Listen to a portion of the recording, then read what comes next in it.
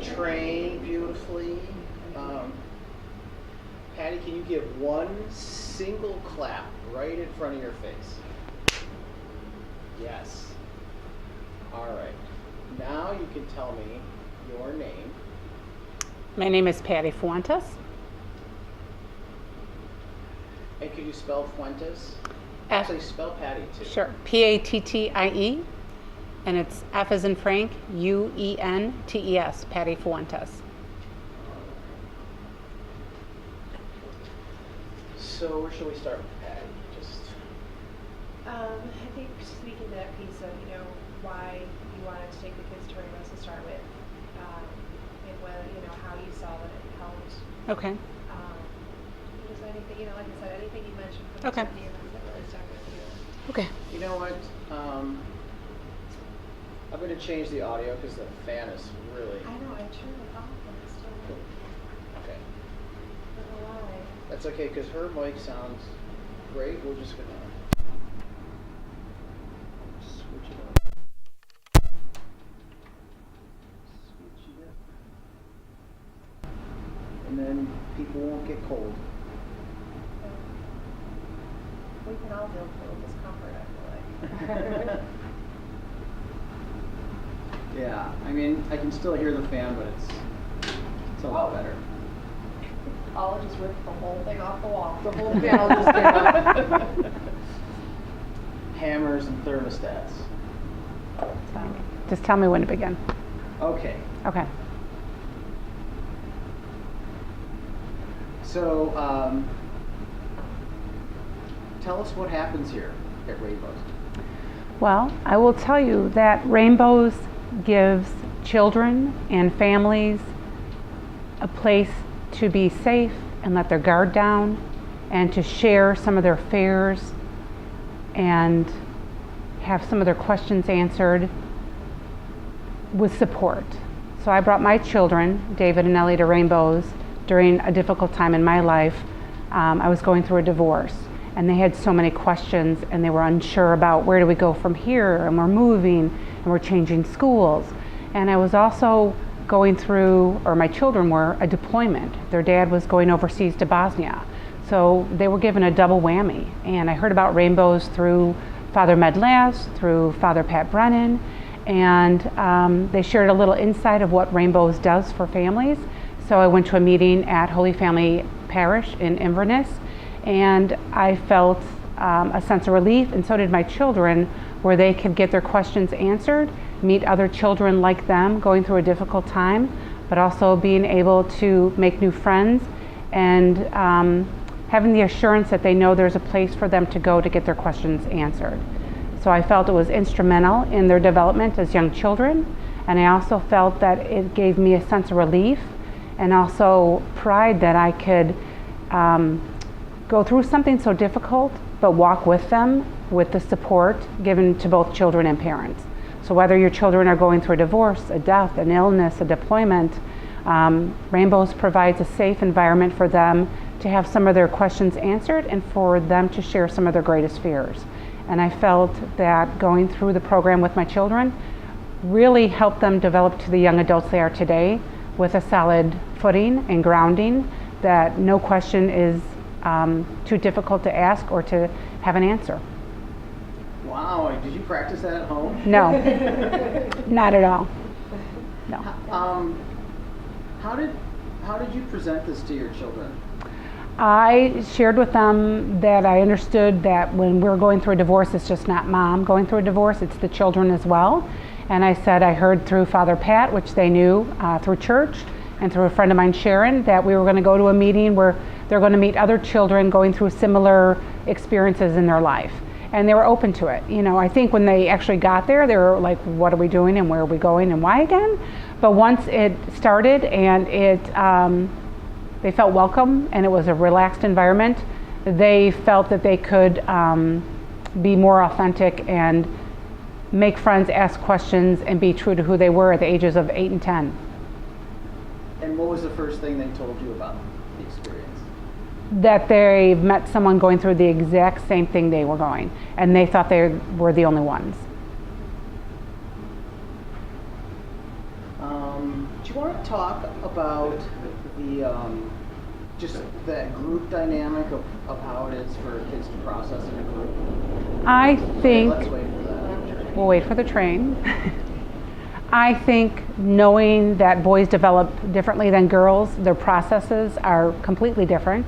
As where my daughter could verbalize everything she was feeling, my son was holding it internally and would more likely act out a little bit, but then once he understood and processed it, it gave them the tools how to process it, how to process their emotions, and how to deal with them, and to, just feel like they're coping well. Because I think kids don't really understand the word coping as well as parents do or adults do, but they're understanding that they're going through something and they learned coping skills. So the Rainbows environment and the community helped my children cope. They read about other children, they did exercises together with other children, they played together, and it was basically through play that they learned that it was okay to feel the feelings that they had. Wow, that's great. Yeah. And I'm sorry, I have my notes And how old are they now, your kids? My son just turned 30 and my daughter just turned 28. And they have continued. They're very successful, very solid. Amazing kids. They are. They're really good kids with good heads on their shoulder, and they have good footing. I've always asked them, throughout a divorce and a deployment, we moved, and then 4 years later I remarried. Would they change anything about their growing up? And both of them said absolutely not. We went from a very nice suburban environment to the city, which seems so foreign to them, to having a stepfather who adores them, who they have the most respect for. And they have a great relationship with their dad as well. But as adults, they process all of that completely different as, for when they were children. So now, they're great. They're employed. They both have their master's degree. They have a relationship with their younger sister, which is amazing. Couldn't ask for anything better. And they're just very family oriented, very warm, very welcoming, and very solid young people, young adults. Have you spoken with them about their time with Rainbows for All Children recently? I did. I talked to my daughter. When you say that, could you Can you say say the whole sentence? Could you say Rainbows for All Children? Okay. I spoke to my children about Rainbows for All Children a while back. I've known Stephanie Garrity, the Director of Development for Rainbows for All God's Children, and Stephanie knew my children. So I spoke with them about coming full circle with the program and sharing our story with other families so they could hear they too are not alone and that there's other people who've walked in their shoes. And my daughter immensely, jumped on the chance because she had a lot to say about it. She, as a young girl, was disappointed in some of the experience she had as a young girl in a family environment. It wasn't what you read in storybooks. It wasn't your atypical what you see on TV. And my son would definitely have shared more, but he travels so much that it was impossible for him to come back. But he understands and remembers going back to Rainbows and why we went. And they just both said at the time it gave them a place where they could go and share their fears and also get answers. So as adults now, I think it's going to make them a better parent. Absolutely, 100%. Awesome. That was really good. That was good. Okay. Were you coaching her the whole time? No. Did you have anything else that you needed her to say, or? Do you remember, Eddie, what Ellie wrote in that letter that you shared at Tiffany? Yes, Ellie said some really beautiful things in there about you and like you maybe had opportunity available to them. Right. It's so funny because boys internalize and I think girls verbalize. So Ellie thanked me for giving her the opportunity to go to Rainbows for All Children because it gave her the confidence to be who she truly is, at the same time, she was grappling with a huge disappointment in her father. And they're building that relationship over the course of their lifetime. I'm no longer the facilitator, visits and arranging, and they're independent. They were taking the train to see their dad on their own. But what Rainbows did for them is help them forge their relationship with their dad now, knowing that they walked through it in real life. I think Rainbows gave Ellie hope that all families don't end up a sad story in a movie, in a book, in a documentary, and that people can come through divorce or death or an illness very successfully, supportive, compassionate, and willing to do more for others. Okay. Thank you, my dear. You're welcome. All All right. right. Okay. I can do some action shots for you. No, just kidding. Just like you do a shoulder roll. I know, right? I can do a little something. Thank you. Yes. That was great.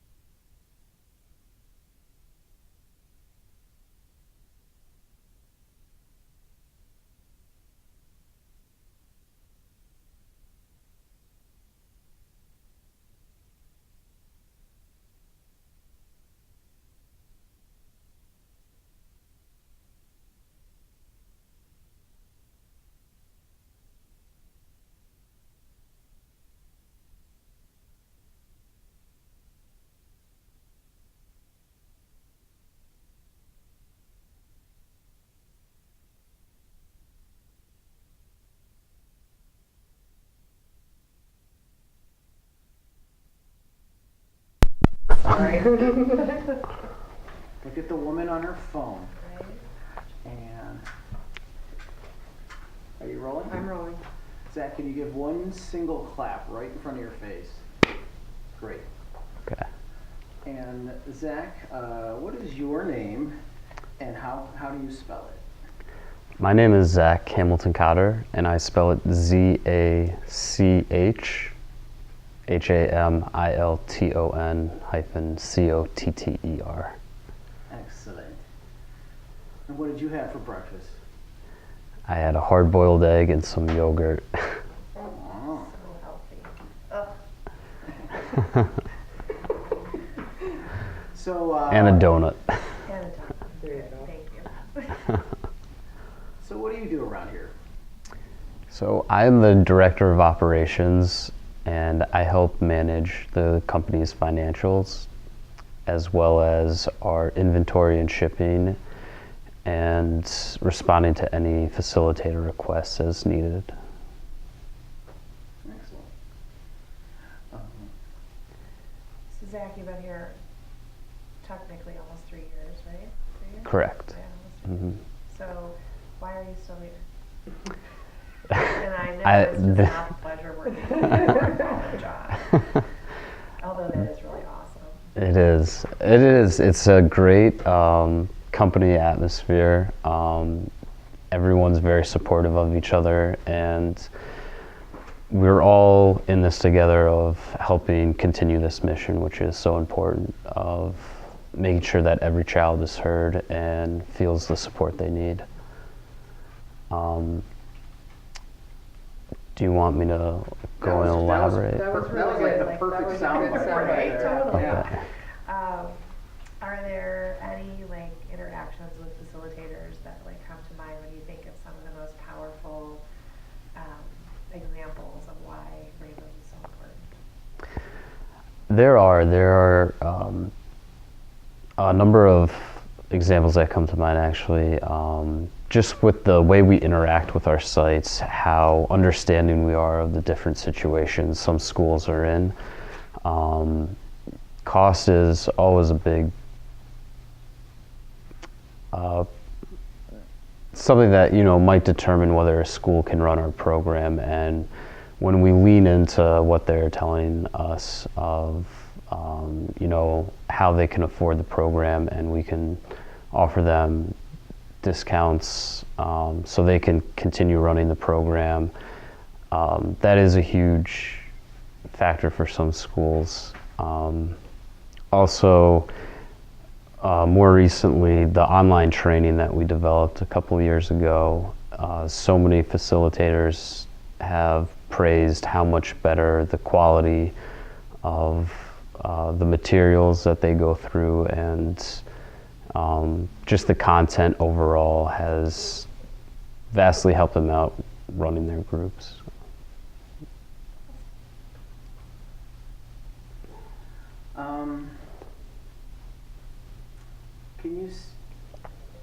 There are a lot of programs where kids can speak in processing groups. Can you say what's special about Rainbows for All Children, and actually use the name of the organization when? Okay. I think Rainbows for All Children is a great program because it is peer-based support. Not many places allow children to interact with kids their age who are all facing a similar situation or life event. And I think that really helps kids open up when they see peers of their age who have experienced something similar, that they just feel more comfortable with sharing their thoughts and knowing that there are kids facing the same feelings that they're going through. Great. That's good. Is that good? All right. All right, we'll take that, Mike. Okay.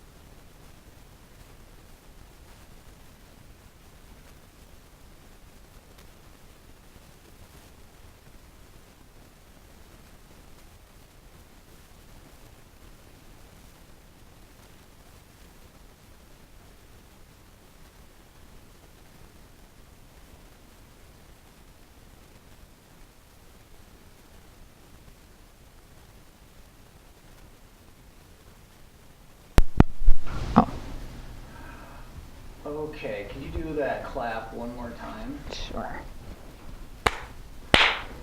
Okay. All right, now tell us your name and how we spell it. Paula Carter. Paulacarter.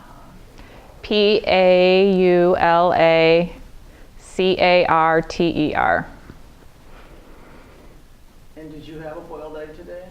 No. I had no breakfast. Uh-oh. Somebody's gonna get hangry.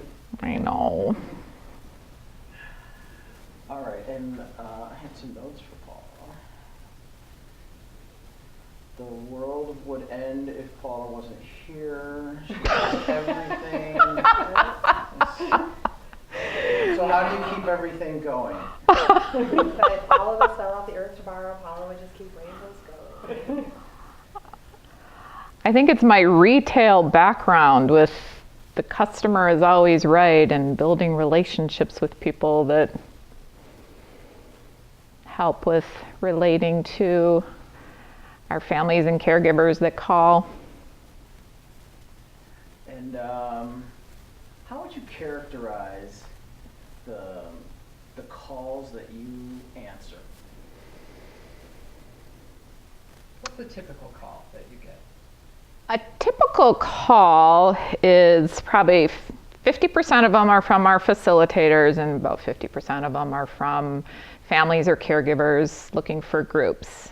Either a divorced parent looking for their children, their child or their children.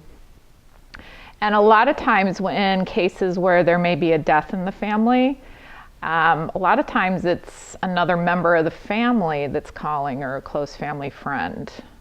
They're calling for them. So. And you have to provide them with a way to go back to their family to... Well, they're calling looking for groups for the kids to help, get the kids support in their struggle with the loss of a parent. So they hear about rainbows either by searching for it or hear about it from a local organization or a church or a school. So then they call us. We were talking with Zach about the work environment, and we've spoken with Stephanie about some of the interns. What do you think draws people to Rainbows? And can you use the name of the organization when you say this? I think what draws people to Rainbows for All Children is the passion that you see exuded in not only us that work here, but in the environment here. Wait, that didn't sound good. Sorry. Okay. Yeah, you can say as many ways as you want. So wait, what was the question again? What draws people to Rainbows for All Children? To work here? Yeah. Give their time here and Volunteer, to be, whether it's to board, be part of the facilitator. people here. Well, I think what initially draws people here, whether it's our interns or volunteers or even myself, pursuing an opportunity here a little over a year ago, was the mission of the organization, Rainbows for All Children, being then that it offers free support groups for kids that are struggling and grieving a loss. And then I think once they are here, they see in all of us that work here the passion and the real heartfelt emotions that go into what we do every day. Great. I like that. We never redo it because of the problem. We could. Could you do it again? No.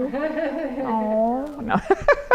Okay, where did I start? Go from that place of, I think the thing that draws people to Rainbows for All Children is the passion that they feel, the heartfelt emotion that goes into Okay. of supporting struggling kids.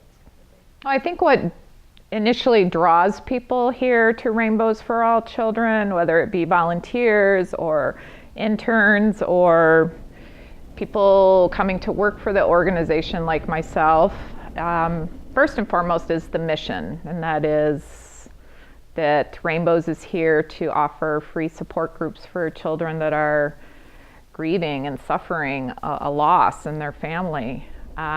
Once they're here, I think what keeps them motivated and keeps them here is seeing the passion that all of us display on a day-to-day basis and keeping this organization running. I like it. Is that okay? Yeah. You yourself experienced some loss, right? Mm-hmm. Tell us about that a little bit. Yes. Well, I have a almost 10-year-old daughter, Georgia, and almost 4 years ago she lost her dad, my husband, to cancer.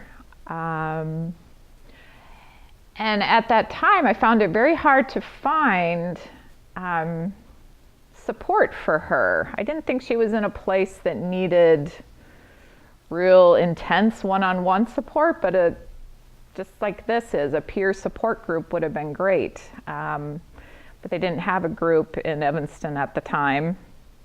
So move ahead 3 years later, when this opportunity presented itself, it was just a great, I guess you could say, a great fit for me, with my experience with having lost a husband and having a daughter that lost their parent.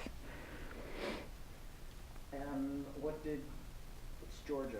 Mm-hmm. What did Georgia tell you about her first experiences here? Well, the main thing that was beneficial for Georgia and the Rainbows for All Children group was her not feeling like she was different. Her not feeling like she was alone. That was the biggest thing. And just that in and of itself is very soothing for a child to know that. And had she told you anything about those feelings before? She had.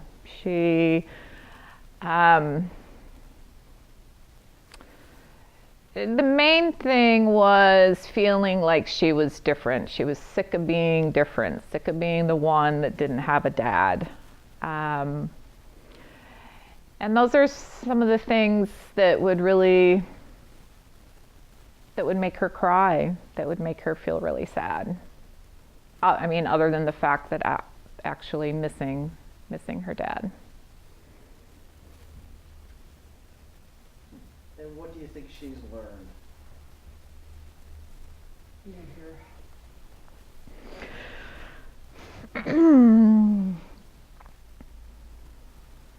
Well, again, like I had mentioned, when children are together in a group, all experiencing the same type of feelings, and even though they may be different types of loss, it's the same type of feelings and struggles that they have. And like I said before, knowing that she's not alone, that she's not different, there's others going through the same thing. But she related to me that she learned tools, I guess you could say, or different ways of thinking when she would get mad or frustrated about those things. So that was very, very beneficial to her. Mm-hmm. Anything else you want to add? Is there anything that you were like, oh, I really want to say this, I want to make sure people know this? Hold on. Wait on. Hi guys.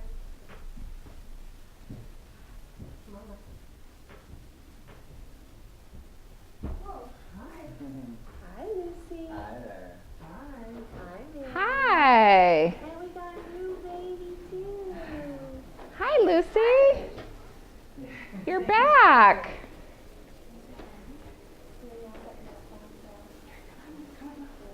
Oh, I love your boots.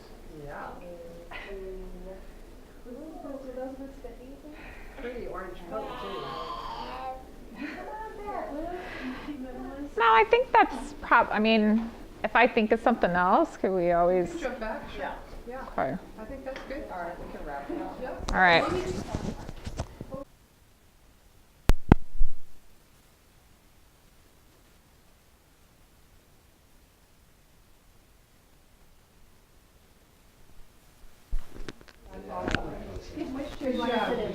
Can you take a chair, please? Lucy, you need to follow directions, okay? This is just like at school, we listen to our teachers. Do you want to hold your bear? I think that's a great idea. He's so cute. Alice is cute. Oh, can we throw things? When a credit card doesn't have just a full name on it and not a name on the card. Have you ever done one like that? Sweetie. Should I put out? I think you're gonna wanna look at Stephanie for this, okay? Can you look over here? Steph, do you want me just to shoot? Do you want her in camera or no? Are you? She can be? Okay. Can you sit up a little bit, like a big girl, like you would in school, please? Like butt back, like in your car seat. Nice. I'm just gonna just kind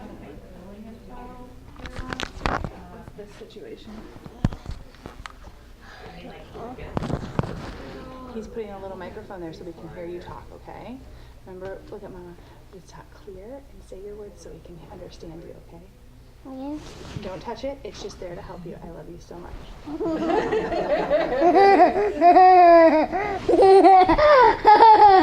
Are you rolling? I'm rolling. Okay. Hi, sweetie.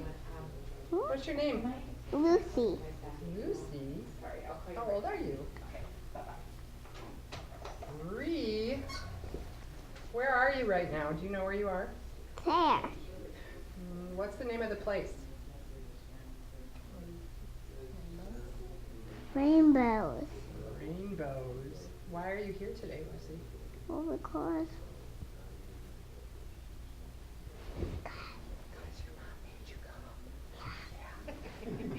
Why did your mom make you come?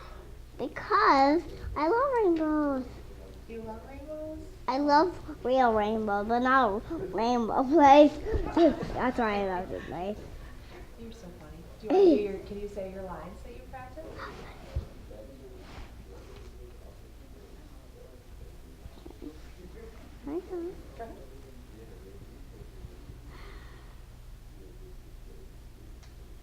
What's your line? What are you going to say? Do you need to help you? I don't remember. I love. I love my rainbows. Be louder.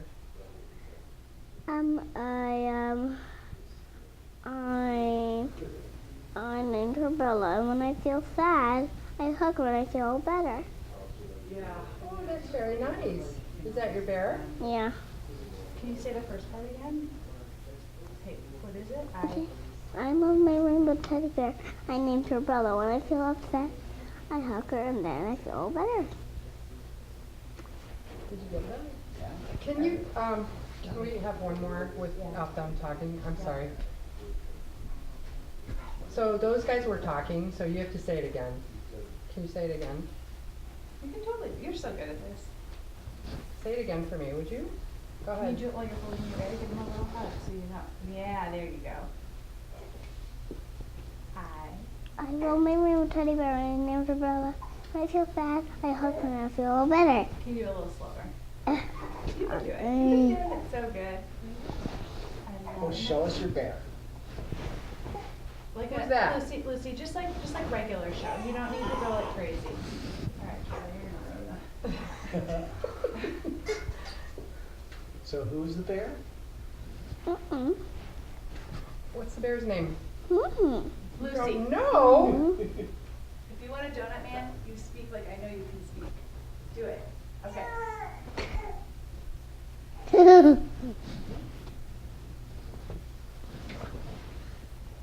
I love my rainbow teddy bear, and I named her Bella. When I feel upset, I hug her when I feel a little better.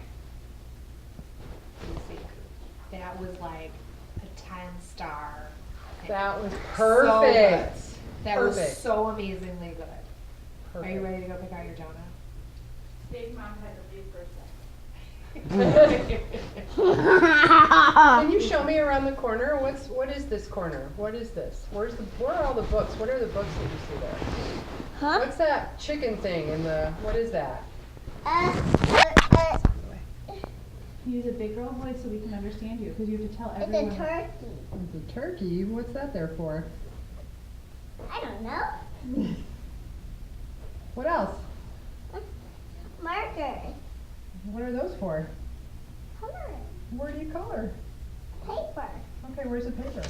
Mhm. Oh, look at that. Do you want to color something? A doo-doo train. I know, they come all the time. Why did he come on? Do you want to add to our picture?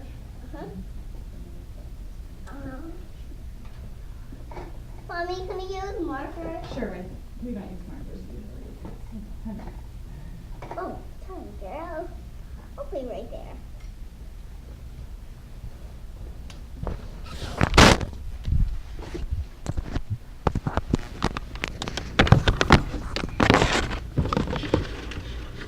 Lucy, can you tell me the things you do when you're here?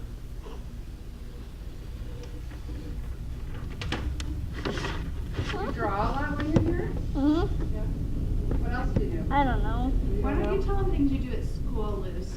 Okay. What do you do when you're, just talk about things you do at school. I nap. Nap? Oh my That's God. important. I wish I could nap. What else do you do?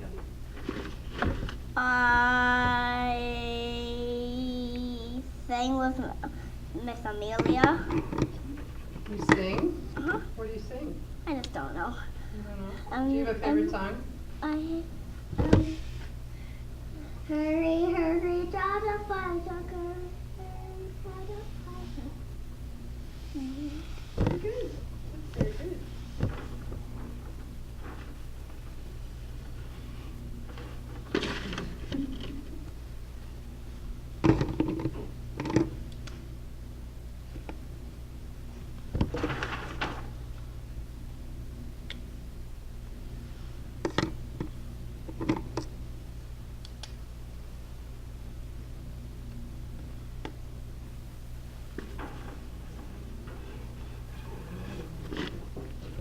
What's your favorite color, Lucy?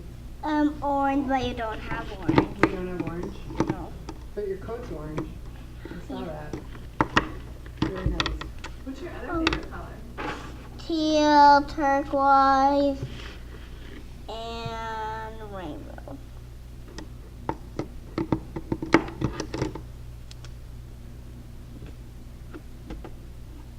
I have a lot of favorite colors. I made a brown rainbow. Well, that works. It's a Chicago rainbow. Lucy, do you know what that sign says right there? Do you see that sign on the wall? Honey? Huh? Lucy, that one. See that? Do you know what that says? Rainbow. Rainbow. Where does the word rainbow? Can you show me the word rainbow? Can you point it out to me? Huh? Go over there. Can you get there? Can you reach it? That says rainbow. Rainbow. Rainbow teddy bear. Rainbow teddy bear. That's what you named your teddy bear Rainbow? Uh-huh. Cause he's rainbow. Mm-hmm. This is the rainbow place. Mm-hmm.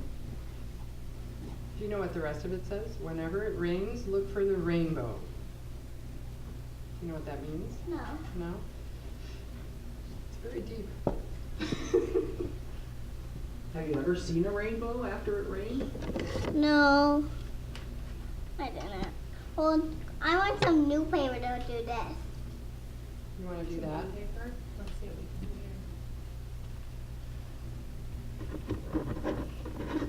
do here. You want to interview the mom? Yeah? That's probably very uncomfortable for you, given these blue chairs. But you can. You don't have those chair at home? over there. I mean, I do actually have some people recently. So that's a drum. Yeah. You need to, Stephanie, I'll put this sweater on. Okay. You want me to hand it off as soon as he's done here? So you can wash it. Thank you very much. Lucy, you were a Lucy, rock nice star. job knowing That your was lines, good. babe. You were a rock star. Okay, you ready? Here's your blank page. It's just now you can do What that. do you, Stephanie, what do you want me to say? Just talk about why you came here in the first place and why you wanted to work support. Two reasons. Yeah. Once upon a time, when I had a million children. Oh, Two is close to $1 million. I have three. I have Three, you have three. Yeah, two. I have 3 in 3 years, is I think what it feels like, why it feels that way. We have Lizzie who's 3.5, Henry is 17 months, and Charlie will be 2 months. Wow. I know. See, I came 3 weeks early. I know. What's up, baby? You want your passy? Let's go get you a passy.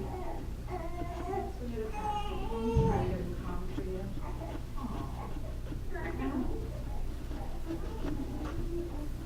I'm gonna switch back over to the couch. She can Or sit there, sit, yeah, that's that's fine.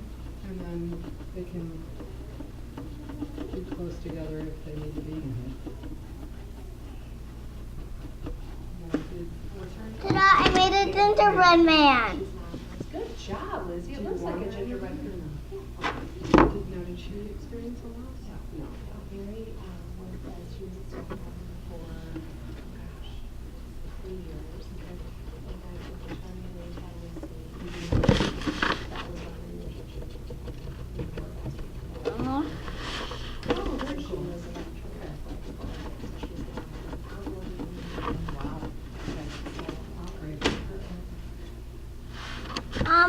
Can I do a different one where I can know how to stand the lines, I think? How to stay in the lines? Uh-huh. Here, look at what's this? Look down here. Look at. Can you paint one of these? I think Look so. at this. This is really pretty. I love the rainbow. Yeah. Can you do that? I think so. Okay. See how that works. Red. So she did, and she's the one who operated me. Okay. You probably have to hold it on there though a little bit because it's not stuck She was on the the interrupter.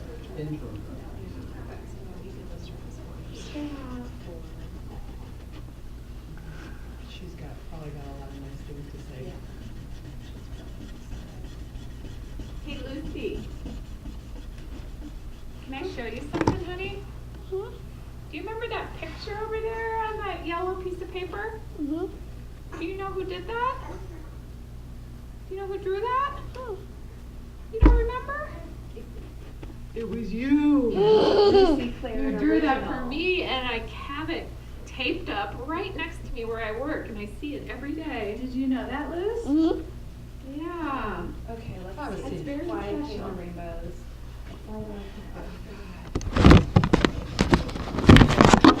I'm coloring right here so that everyone knows it's mine. Absolutely. That's a great idea. Here, we'll put this to you. Oh, sure. And then Do we have any fans here? just hold on. Yes, to that. in fact, we do. You can have a seat over there. Would crayons be used for this? Yeah. Because I don't want markers. If I put this here. Talk to that Whoa, camera. crap. I'm just gonna do the Perfect. side shots here. Okay. What are these called? It's a sponge. If you use it like when you can put paint in like a bucket or a bowl or something, and you could dip the sponge in it, and you can put the sponge on paper, and you would get like a smiley face. Would you like us to look into something like that from Santa?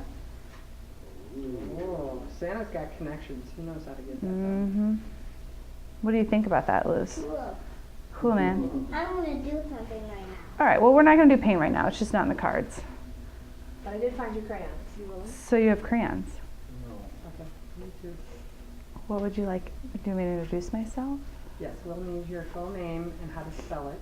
Sure. Okay. I am Mary Clarin, M-A-R-Y-C-L-A-R-I-N, and I started, let's see, I was on the, in 2010, I believe, I joined the Rainbows for All Children Young Professionals Board when I was in law school, and I was the president of the Family Law Society, and we were looking for an organization to work with to raise money for and also raise awareness for childhood issues, especially ones that involve the legal world. And so I joined I met Susie, the founder, and after we spoke, she suggested I join the Young Professionals Board, and I did. And I was on that for. After you're done talking, Mommy, can I tell them something? Why don't you tell them something right now? Okay. Trump lies and incites violence. What'd you say? Trump lies and incites violence. Oh, okay. Yeah. Nice for a 4-year-old to know.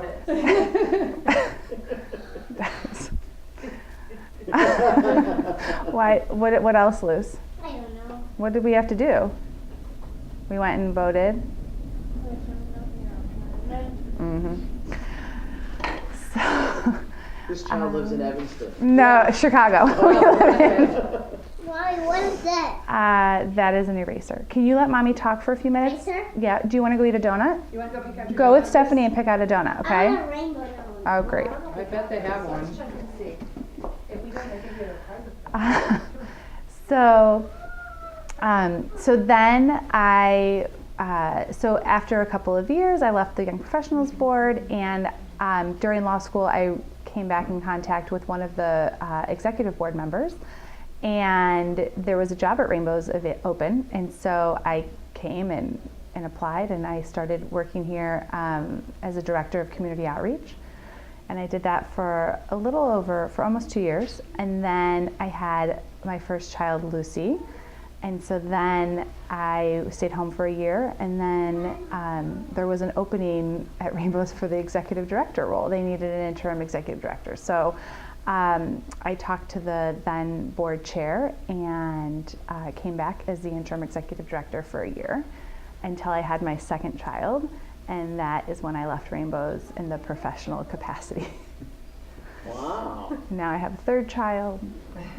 And what did you do here when you were here? What was your responsibility? Wait 1 second. I want to just close this door. It's kind of an imbalanced shot. Fair.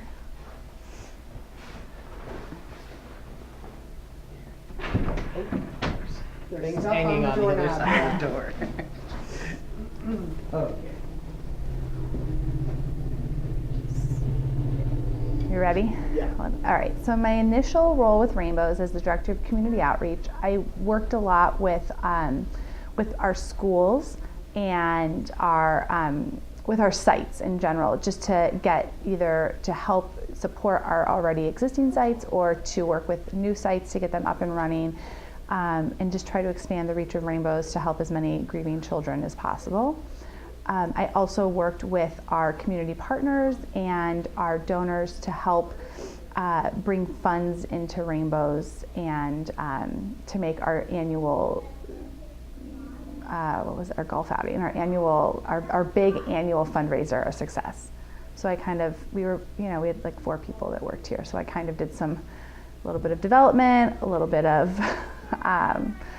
of community outreach, a little bit of admin work, kind of it all. Let's talk a little bit about fundraising.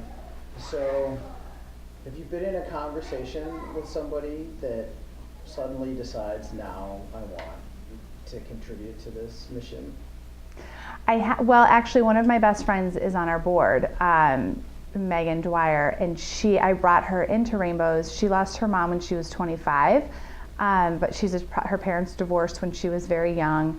And when she lost her mom, I saw how much she struggled with it and continues to struggle with it. And she just had a baby, so it's fresh now. And so I knew that she would be sensitive to and understand the need for this kind of program and organization. That's a beautiful donut. Can you go find a spot to eat it? I found a way to spot. Great. That's a good job. So I thought that she would be a great candidate to come and kind of give her not only her voice, but her resources and her talents to the Rainbows mission. And after talking to her, describing Rainbows to her, she was very much on board and very much excited about our mission and really understood and advocates for this kind of service for children who are grieving. Knowing how hard it was for her at 25, it's hard for her to imagine even what it would be like for a kid who doesn't have all of the skills and resources that she had at 25 when her mom passed away. So yeah, it was it's been, I've seen it kind of happen. And it was an adult realization of, wow, this must be so hard for a child. Yeah, so as an adult, I'm struggling immensely. What must this be like for a child who doesn't have the perspective and the resources that I have, So, Meg's a well-off white woman. Like, she has a lot of resources at her, at her, and very well educated. She has a law degree, and a master's in journalism, and she has, a lot of resources, but she still struggled with this and continues to struggle with it. So if you can imagine what a kid who doesn't have nearly as many tools available to them. So this is one big piece of that puzzle for them to help them grieve and go down a path that's a lot more positive than, the alternative. We've been talking to a couple of people that work here, and they both used the word heart and passion in what draws people here. Could you speak to that? Sure. Well, I think you start with the people that, twofold. There's the people here at headquarters, and then there's the people that run these groups. And so, and also how it started. So it was, do you want me to talk about the founding at all? Bob was always so anti the founding, and so I don't. Okay, great. Perfect.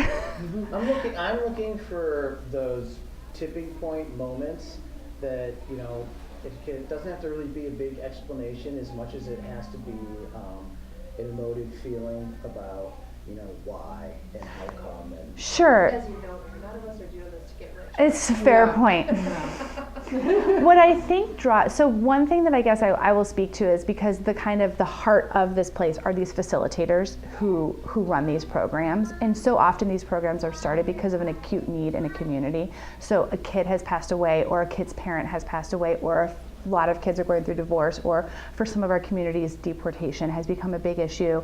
And there's, heavy, Latina communities, or heavily populated Latina communities, especially in the Chicago suburbs, where they're losing parents, and there has just been an acute need. And so there are these people with these huge hearts that are willing to give their time and resources to help these kids. And so they're looking for something that they can do to be that help for them, and they find rainbows, and then they commit to rainbows, and it's amazing what that 12 weeks does. But then they don't just do it for that 12 weeks, they continue it on. And so even some of our longest running programs started because of an acute need, and shockingly enough, there continues to be that need year after year, and they continue to give of their time and resources to make that available to the kids. Have you witnessed a facilitator begin that journey and make that decision that they really wanted to make this a long-term part of their lives? Ooh, I have to think about this. I think I have. A little bit, right? I know, and I'm trying to think, we don't have the ones that I worked with that are still doing it. Who are some of our most active facilitators? Bill Oka. Oh, yes, great. I can talk about Bill. Thank you. You're welcome, dear. So Bill has been one of our facilitators at Holy Name in downtown Chicago. He started this years ago, like 10 or 15 years ago, when he was going through a divorce, and he felt like his kids needed something. And so he started the program with a couple other people through the church. And I think they actually started at Old St. Pat's and then moved it full-time to Holy Name. And he continues to do it. His kids are grown or older, not really in the program anymore. And he continues to work with kids from all over the city. It's one of the few ones right in downtown Chicago. So he gets kids from all over the city that come into this, and we have gotten some of our most glowing feedback about rainbows from his kids and from the kids that he has worked with. And what has he told you about his experience? Mostly that so his kids, he saw that they needed somewhere that they kind of a neutral place where they could go and talk about what they were going through with their parents' divorce, and that they needed to know that they weren't the only ones that were experiencing it. That this wasn't just them that was having parents that got divorced, but also having these feelings. And so he saw pretty immediately that as soon as they kind of started attending these groups and talking to other kids around their ages that had experienced similar life circumstances, it made them feel so much more, I hate the word, normal, and kind of at ease with these feelings that weren't always pretty and easy. I don't know, people constantly asking us to spend our time doing things, and then what would you say to somebody that was considering spending their time with this mission? Oh gosh. Well, first of all, you really, if you're looking for a way where you can see tangible results, this would be it. This is a place where if you come in and you are able to give of your time or of your money, you will pretty immediately see a change for the better in the kids who you are working with and who you are helping. Giving them, this is a gift that is indescribable to these children who don't have a place where they can feel safe talking about their feelings, working through some of the difficulties surrounding their individual experiences. And while they are all individual, having that feeling of community, like they're not the only one experiencing something like this, it opens them up and calms them in such tangible, wonderful ways. So there really is, if you are looking for a way to feel good about yourself or feel good about what you're doing pretty quickly and pretty immediately, this would be it. Now, I'm getting a great picture of what it means to feel, what a relief it is to not feel like you're alone in something. What about the program? Can you explain to what the program means? And I understand that there are real measurables that. I think Stephanie's got other people speaking. Laura will talk about that, right? Yeah. Okay. You'll want Laura to talk about it. She's good. She is good. And she knows it. Yeah. I mean, I was here for the revamp and it's good, but Laura lives and breathes this now. Okay. Yeah. Okay.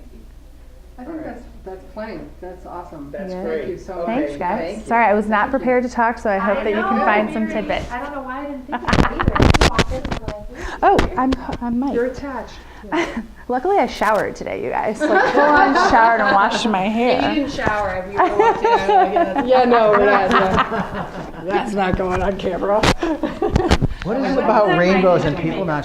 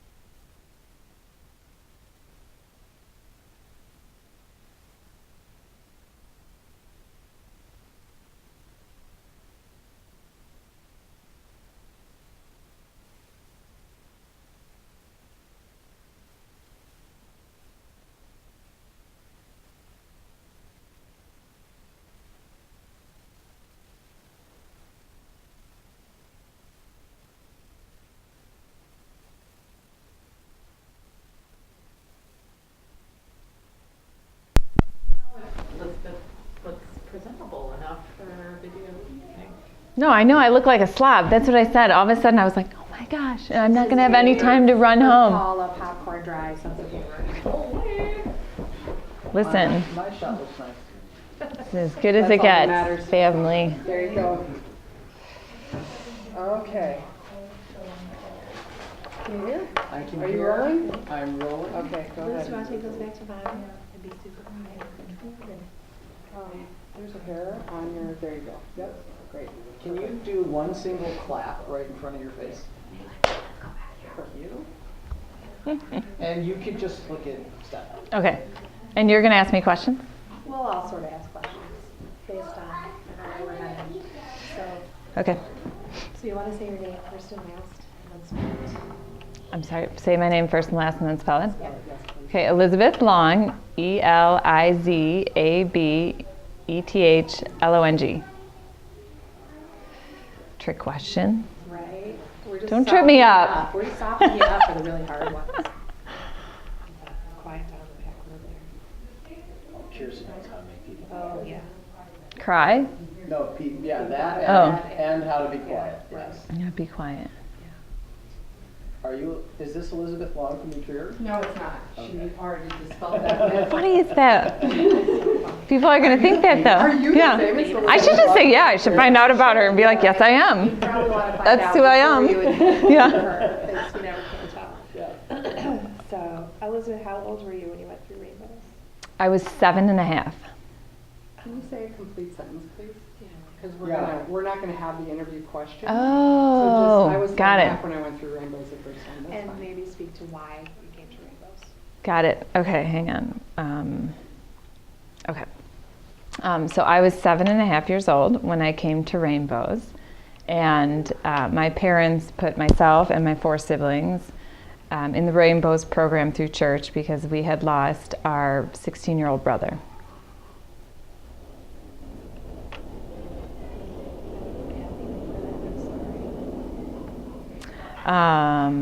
And so I think Rainbow was a program, or Rainbows was a program that was run through our church at the time. And from what I can recall, it was such a chaotic time. It was about 6 months after my brother had passed away, and he, had been in the hospital for a long time, and so we had no sense of normalcy for a month, 10 months or whatever. So then he passed away, and we were all sort of trying to adjust to our new lives. And from the perspective of a 7.5-year-old, it was such a lonely time. I actually remember being at his funeral, and watching the lines of people come in. He was a young person, and so we had hundreds of people who came in, and everyone from his high school. And what I heard everyone say was, "I'm so sorry, and we'll be here to help you through." And I distinctly remember 3 weeks after Brian passed, my mom was in bed crying, and I remember going into her room and saying, "Where are all those people who walked through and said that they would be here?" So when I met Paula, and she said she worked with Rainbows, I had this memory of feeling like, okay, these are my people.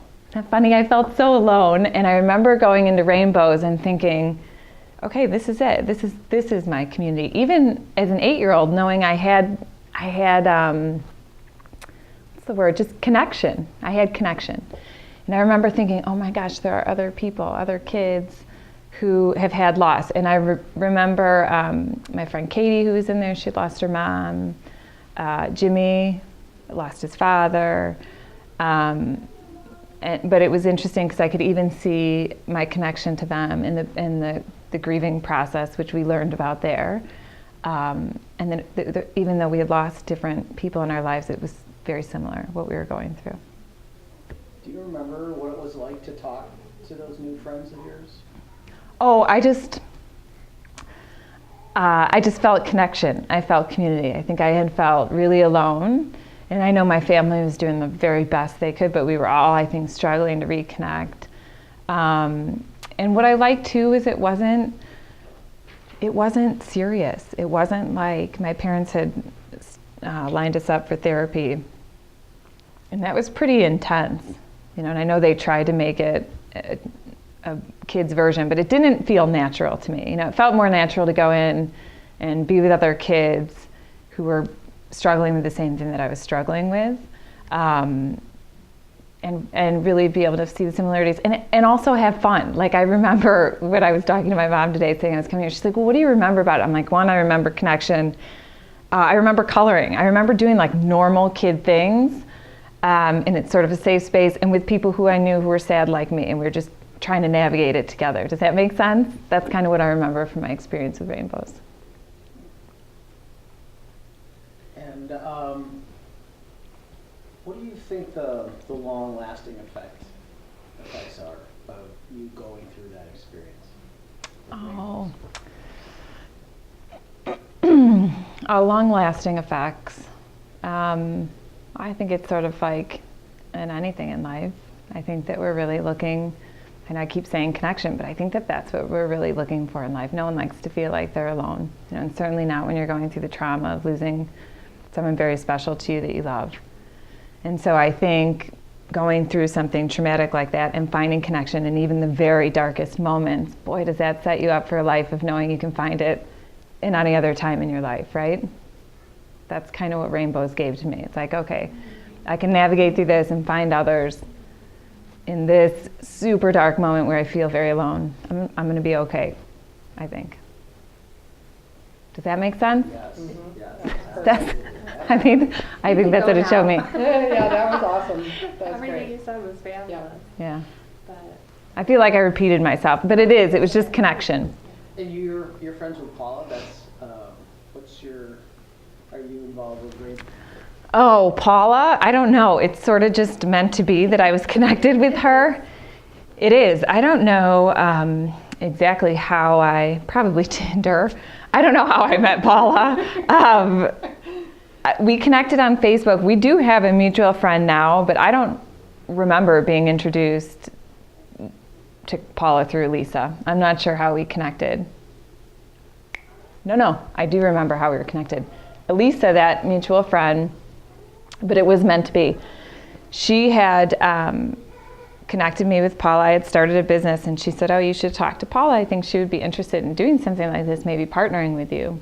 And so I'd reached out, I had talked to Paula about this business opportunity about 5 or 6 times, and she said, okay, I think I'm going to do this. Let's partner up together. You can help me build this.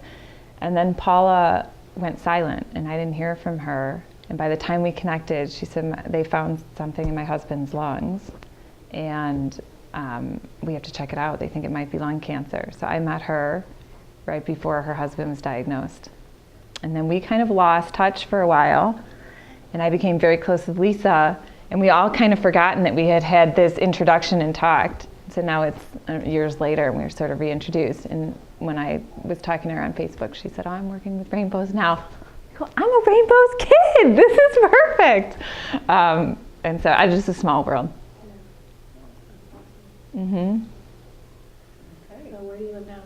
I live in Glenview, not Kenilworth. I mean, look at me. Do I look like Kenilworth with cereal? I'm in Glenview. Not the new True Elizabeth Long. No, this is not, to be clear. Unless she's amazing, then it is. Yeah, right. Then I'm her.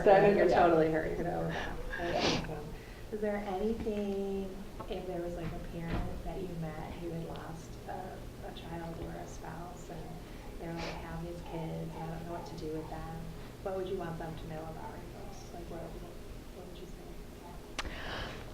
Oh, well, I've definitely told many parents, and my mom runs a grief group, and I think they all know. And we have a mom who lost her 4-year-old, who had a bunch of siblings at our school. And so I had a conversation with her about Rainbows, and I just shared what I shared with you guys. You know, in like the darkest of storms, there's like this little bright light where her siblings, Lucy's siblings, can go and connect with other kids who are experiencing the same sort of pain, and you sort of like get back to normalcy together. You know, and you learn about the grieving process. That's where I first learned about it. You know, and sort of all the different emotions. Oh, here's the other thing I love too. You know, anger in our house too is like not a thing you were allowed to show. You could be like happy or sad. it was Rainbows was where it was like totally a part of the normal process, you know, where I got to go in there and be really mad. And I was mad at my mom at the time too, because I didn't like how she was responding. She certainly wouldn't be able to express that at home. That's where I got to talk about all that. That just came to me. So Rainbows was a place too, obviously it was safe enough where you could express your emotions, you had that relatability to other kids who were going through the same thing. But I got to be mad at Rainbows, which I actually really appreciate. And they actually normalized anger for me, like, no, that's a human emotion, and you got to have that here. So that was such a good thing I took away from that. This is all coming back to me, you guys. Thank you. No, thank you. Yeah. That was all really fantastic stuff. That's the message that, you know, because that's, you know, our curriculum is built around identifying emotions and normalizing emotions and then giving us coping strategies to manage those emotions. Because those emotions around loss and grief are huge. Out of control. Yeah. And we have little people. Yeah. Little people, big emotions. Yeah. What do we do with them? Yeah. Thank you. Yes. Thank you guys. Was that okay? Do you want me to do anything else? That was beautiful. Thank you very much. Good. All right. You're good. It was fantastic. I'll take the I mic. know, listen. I'm rolling. Me too. You're rolling? Yep. Can you give us a single clap right in front of your face? Good. And what's your name? And you can talk to Steph. Okay. I'm Laura Lindroth. God, I can't even say my name. I'm Laura Lindroth. Can you spell it? Lindroth. Laura. Wait. Hold on, please. I have to go backwards. We've heard a lot of talk about the program today, and we understand that you know the most about measurables. What does it mean to have measurables in a program? Sure. So we've been collecting site status reports for many years, for probably all of the 35 years that we've been around. But in the last couple years, we've been more formally looking at pre- and post-test survey assessments of each of the groups. This is important so that we can make changes as necessary and so that we see what kind of impact the program is having on children that are participating. So we ask questions, we look at things like, do they feel like they are loved? Do they feel like they are getting help from being in a group with other peers? Excuse me, I'm sorry. I have to fix your hair. I'm sorry. Oh. I'm sorry, you're going to have to start that over. No problem. Okay. And Okay. and maybe you can just kick it off saying the name of the organization. And Sure. How long you've been doing that. There we go. Okay. Better. Okay. Okay. So Rainbows for All Children. I'm sorry, what was the other part of the question? So you're talking about the program Yeah. and you've been measuring. Okay, so for the last 35 years, we've been collecting site status reports where facilitators of the groups would send in reports about what had occurred in their particular I'm sorry. groups. Could you talk to Steph? Killing me. Talk to me. It's And then Okay. you started with It's the last intimidating. 35 That's years what I'm- Rainbows for All Children has been collecting. Okay. Okay, not we, but we're Rainbows for All Children. Okay. Throw that in as often as you can, Okay. because we need to have the soundbite for that. Okay. Sure. All right, go ahead. So, I'm Laura Lindroth, Director of Programming. Yes, so for the last 35 years, Rainbows for All Children has been collecting site status reports from the various facilitators of the groups all around the nation. And more formally, in the last couple years, we've been designing more of a pre- and post-test survey assessment to look at the program in more depth. So we're looking at the impact that that makes on the children that are participating, whether it is in relation to the problem solving and coping skills, to looking at does this help with anger and stress management? Are they getting the tools that they need from these type of support groups? And then it also looks at what kind of impact is it making on their self-esteem, on their ability to communicate with others? Do they bond with the other participants in the group? Do they feel like they're being heard, like they've been able to share their story? Rainbows for All Children is always very careful about designing a program that's really going to impact children in a way that makes a difference. We have had great results come out of that. In this last year, the assessment showed that as many as 90% at the end felt like whatever had happened to them was not their fault. And the blame is something that children really take to heart frequently when there is a loss. They feel like somehow they were responsible, that they had some part in all of that. And so encouraging that idea that this is not because of anything that you did. This was not a result of anything that you could have had happen or prevented or anything like that. So at the end, to see that 90% of them have felt like, okay, this is not my fault, that's huge. Another one that I think is great is that we try to teach that this is not going to be the only adversity that these children are going to go through in life, unfortunately. We all have ups and downs at all times. So Rainbows for All Children really talks a lot about the adversity that can happen and how do you get through that? How do you have coping skills that will allow you to deal with the next thing that happens? And at the end of our assessments, what we're seeing is that 80% of those children are saying they feel like they could go through hard times and still be okay. And I think that's a huge one as well. Another thing that we really want children to feel is the support of the peers in the group. And one of the things that children who have experienced loss or some sort of trauma frequently find is that they don't want to tell anybody about it. They don't want to say, my mom died over the summer. They just pretend like nothing happened, and they go to school that way because they don't want to be seen as different. Nobody wants to be seen as somebody that doesn't fit in with everybody else, especially as they get older. And very frequently those children feel like being in a Rainbows group has been a huge positive for them to see that they're not alone, to understand that there's other children that are dealing with the same kind of issues as they are, and to feel that bonding, and to see that there are people who understand what they're going through in a more personal way than anybody else could be able to do.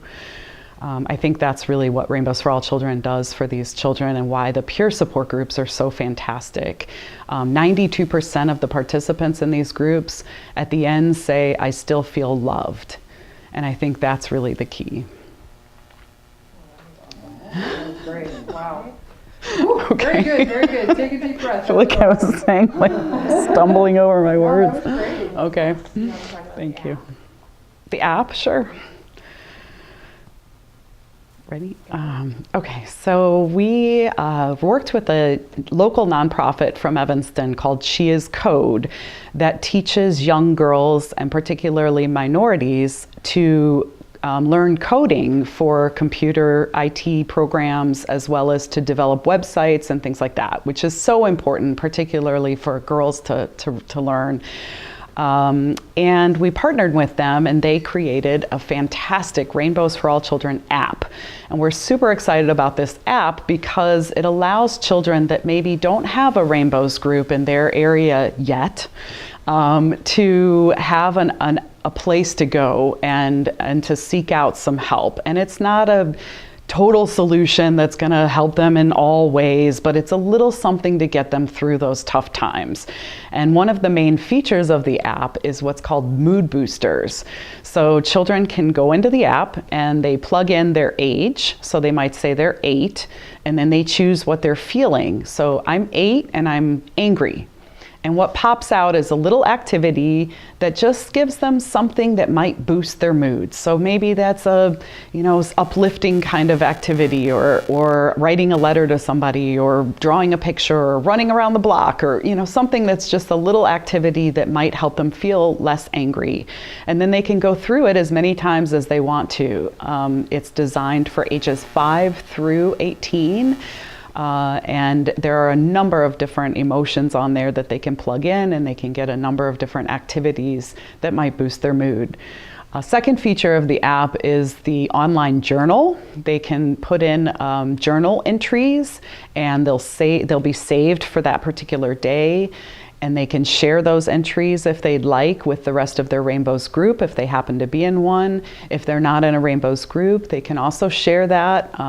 But it's just a place for them. Kids nowadays really like technology. They like to be able to do things online. They're on their phones, they're on their tablets, and this is a way for them to be able to journal without having to get the old school diary with the key and lock and have siblings pick through it or whatever. I want the app. I want that. That sounds good. Is there like one thing, like as the director of programming and community engagement, or even as a mom, like the one thing that if somebody said to you, like, give me like one sentence about why I should put my child in Rainbows? I think particularly in today's day and age, I think children have always needed support to get through troubling times in their life. I mean, that's just, they're children and they need that support of a loving, caring adult. But I think now more than ever, that need is really, really apparent, that we have a lot going on in society, that children are feeling more and more disconnected with one another, they're disconnected with their families. And this is a way to bring them back to a place that's secure and safe and allows them that opportunity to talk about what has happened. Because if they keep things bottled up inside, there's no healing, there's no ability to let things out and let it go. And if they can talk about what they're feeling, and if they can feel like that's a safe environment, that somebody's going to support them and encourage them, that's just a phenomenal thing that really, when we talk about adverse childhood experiences and the poor health outcomes that can result from that, and there's tons of research to back that up, the one thing that has been proven to be successful in overcoming that and reducing the amount of poor health outcomes that can occur is to have one caring, supportive adult in that child's life who is there for them. And frequently that Rainbows group can be exactly that for them. You've really thought Good. about this. I talk about it all the time. Good sound bites there. Okay, Very cool. thank you. Thank you. Thank you. It wasn't so bad. It was easier to talk to you than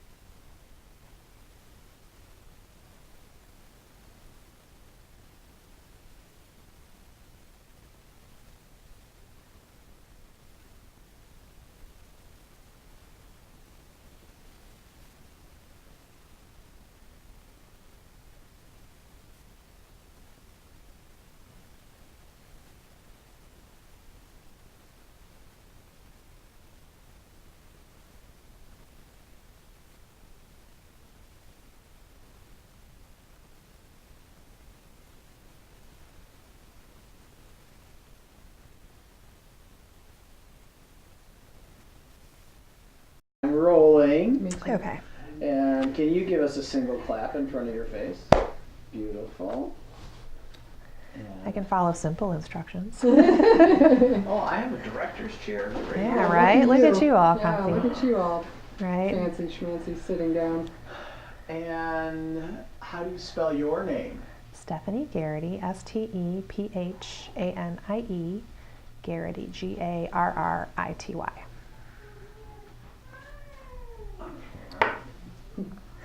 All right. Do we-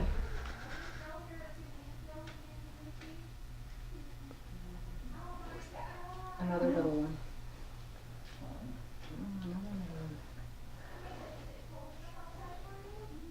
Do you want to pop the door so I can yell through to her? See, you can't sit down, Mark. Yeah. Paula. Hi. Hi, how are you, Roberta? Can you just remind her to Yeah. get it down? Yeah. Paula, are you guys like? It's very echoey in here. I know, that's sorry. the downside to our cavernous office. Thank you. Okay, I made it look like they're really missing out on something fun. right, I know. They're really not. Okay. Okay, go ahead. So I think the thing that has made Rainbows so successful over 35 years is that our services are all community based. So everything about Rainbows is a giant community. It's the bringing kids together to sit down in a circle in a community to share their thoughts and their feelings. But it's also our volunteer facilitators are these extraordinary human beings who establish this community within a community. The facilitators are credible messengers that are sharing really important coping strategies. Hold on one thing. So. Where do you want me to look? No, I want you to look. You can look at me. Okay. But it seemed like right here, I'm getting some interference on the. Here. Go take that. No. That is weird. It's just right here. It's like. Is it that beam, maybe? Maybe it's not the camera. There's something. You know what?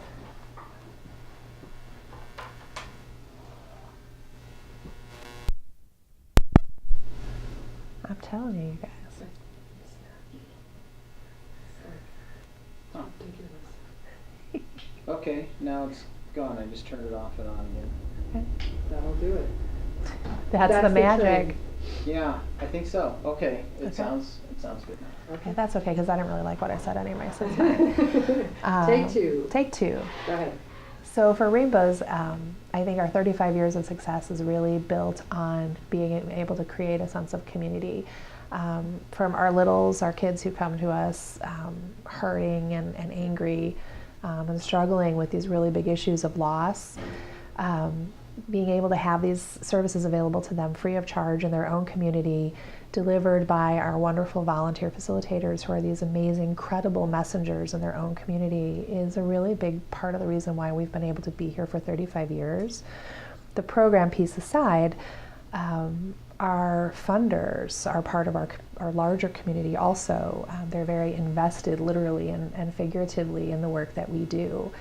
We don't get any government funding. All of our money comes from private foundations, corporate foundations, and individuals. So by those people investing in us being able to train our facilitators, establish these group sites, I'm sorry.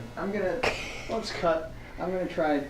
helping little kids, helping middle kids, helping older kids deal with the really big emotions of grief and loss. All right. Okay. So let's get you to do the clap again. Okay. Beautiful. And we know how to spell your name. Great. And this Good. and your audio sounds so much better now. So Excellent. Batteries do a wonderful we're thing. all Okay. set. All right.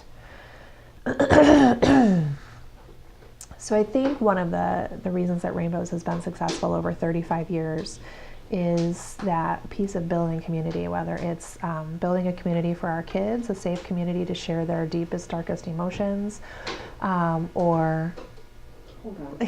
Who's there? who's in the kitchen? Oh my gosh, I'm sorry. Paula. Always me making noise in here. And so those are great statements. Yeah. Can And I that move? sentence. Okay, good, thank you. And then go on to the next sentence. Okay. That was great. Well, again, Okay. Now I forgot what it was. Now I For like all the 35 strikes. Okay, years. for 35 years, I think the thing that's made Rainbows most successful is the community building piece, whether it's building a community of support for our kids or building a community for our donors and our supporters, and a community for our facilitators, because our facilitators are really the unsung heroes. We have literally thousands of groups meeting in the U.S. We're in 15 countries, 30 states, and our facilitators are people who look at their community and they say, oh, there's this need. And make no mistake, there is a need in every community. There are children, they're in staggering numbers dealing with death, divorce, deployment, deportation, incarceration, or life-altering illness. Over 60 million kids in the US alone. So being able to offer these services in the community by a credible messenger that children know and are familiar with, whether that is a youth pastor or a school secretary. The beauty of our program is that it can be offered by anybody. It doesn't have to be offered by a social worker or a psychologist or a counselor. It can literally be offered by anybody in the child's community in a safe space. So children look at this person, they believe this person, they feel safe with this person, and this person, those volunteer facilitators at sites around the country, literally around the world, build this, little small community of support for kids. So they have support not only in that group setting, but when they go forward from their group setting onto their softball field or into their classroom or into their Sunday school class or into their Hebrew class, they have their own community now. So they know that Julie's dad is missing too. And if I'm feeling very stressed because my dad didn't show up at my bar bat mitzvah, then I can turn to Julie and say, yeah, this really stinks, and I'm really angry about that.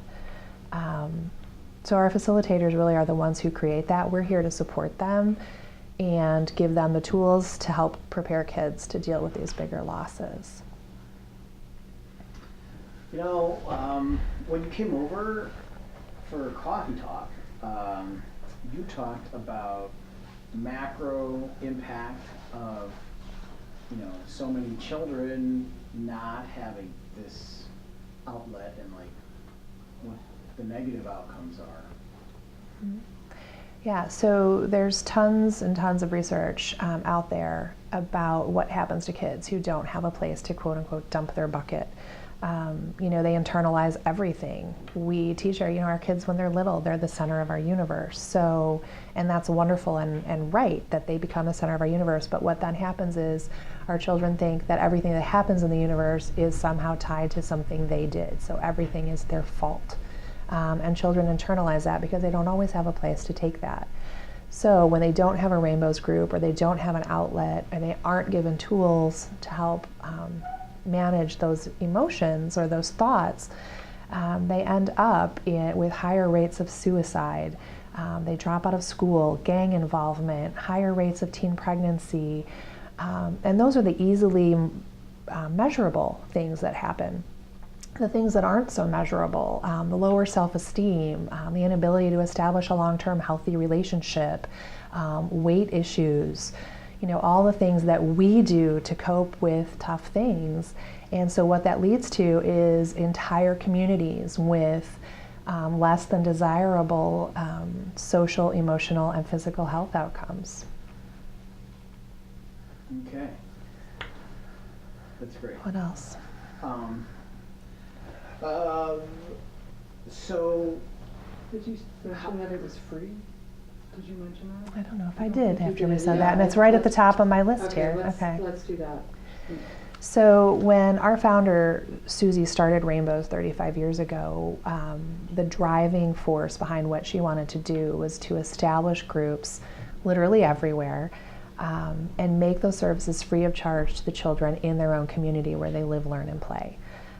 By doing that, then when you lose a parent's income or you lose an extra driving parent, you're not racing around trying to get a child from the south side to the Loop or from Kenilworth to Park Ridge. And again, when you lose, a parent or a caregiver, oftentimes that has a financial impact as well. So having the services be free of charge has always been a critical component. There is not a child in any of our groups ever that paid to be there. And you're not government funded. So in order to keep those services free of charge for the children who need them, we end up working with individuals, corporations, and private foundations. We are not government funded for many reasons, but the largest being that government funding can often be kind of ambiguous and not necessarily, you can't necessarily count on it. So we've established long-term relationships with many of our donors. We have donors who've been with us for literally 35 years. Great. That's great. What else? So the scope of it, how many sites and headquarters and facilitators? So our headquarters have always been in the Chicagoland area. Like literally Rainbows is Chicago born and raised. We have, as I mentioned, we have sites in 30 states and 15 countries altogether. There are some countries that have a big, large presence. Our Rainbows Canada group is huge, and they're doing some really amazing things. Rainbows Australia, Rainbows Great Britain, Rainbows Ireland. But here in the States, we have literally thousands of groups that meet every week. And what that has done is over 35 years, that's enabled us to support over 3.5 million children. Oh, that's good. That's good. Did you want to explain anything about the Lighting Up Chicago Blue thing? Do you want to do that? I can. Okay. How many years ago was that? I have to think about it. I don't know, it doesn't matter. Several years ago, there was a group effort to highlight the issue of children's grief. So the Thursday before Thanksgiving is always Children's Grief Awareness Day, and the month of November is Children's Grief Awareness Month. And our color is blue, and with Rainbows Canada, we've worked together to Toronto, a lot of the high rises in Toronto light up blue, the Peace Bridge lights up blue, and then here in Chicago we have many community partners through the Building Owners and Managers Association in Chicago, and they light up the skyline blue.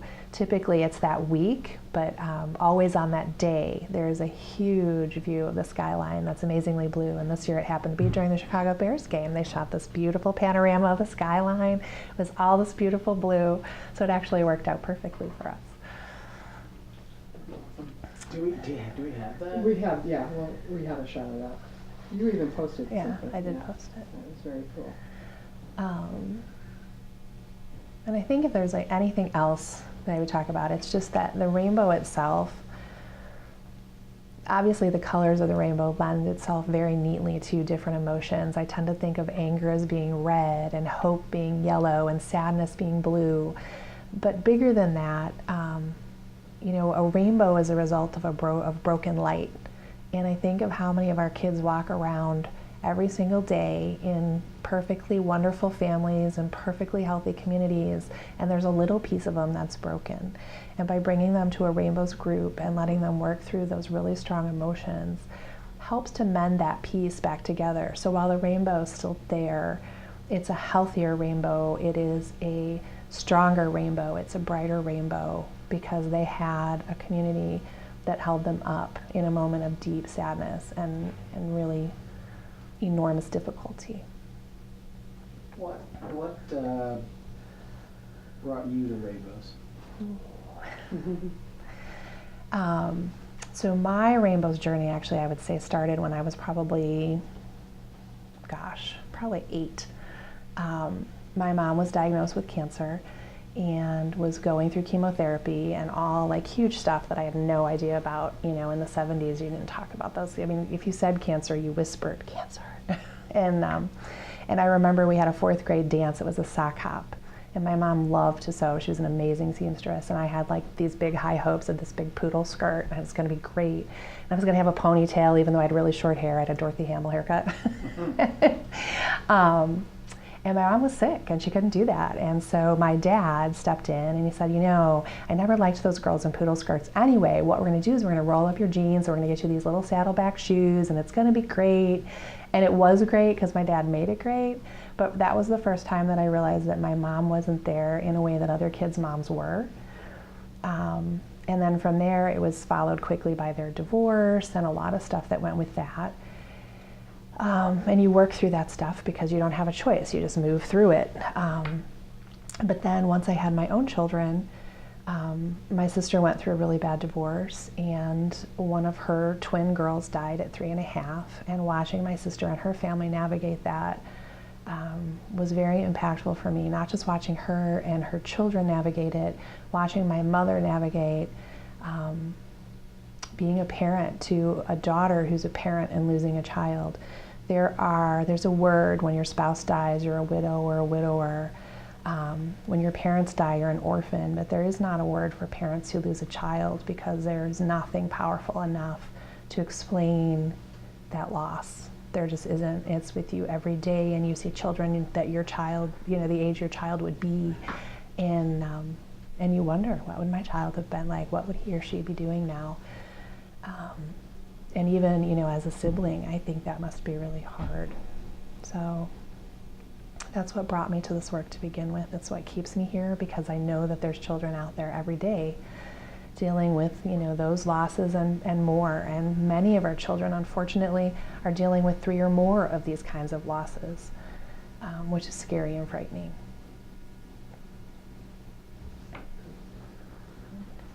Good? You ready to eat lunch? Yeah. Okay. You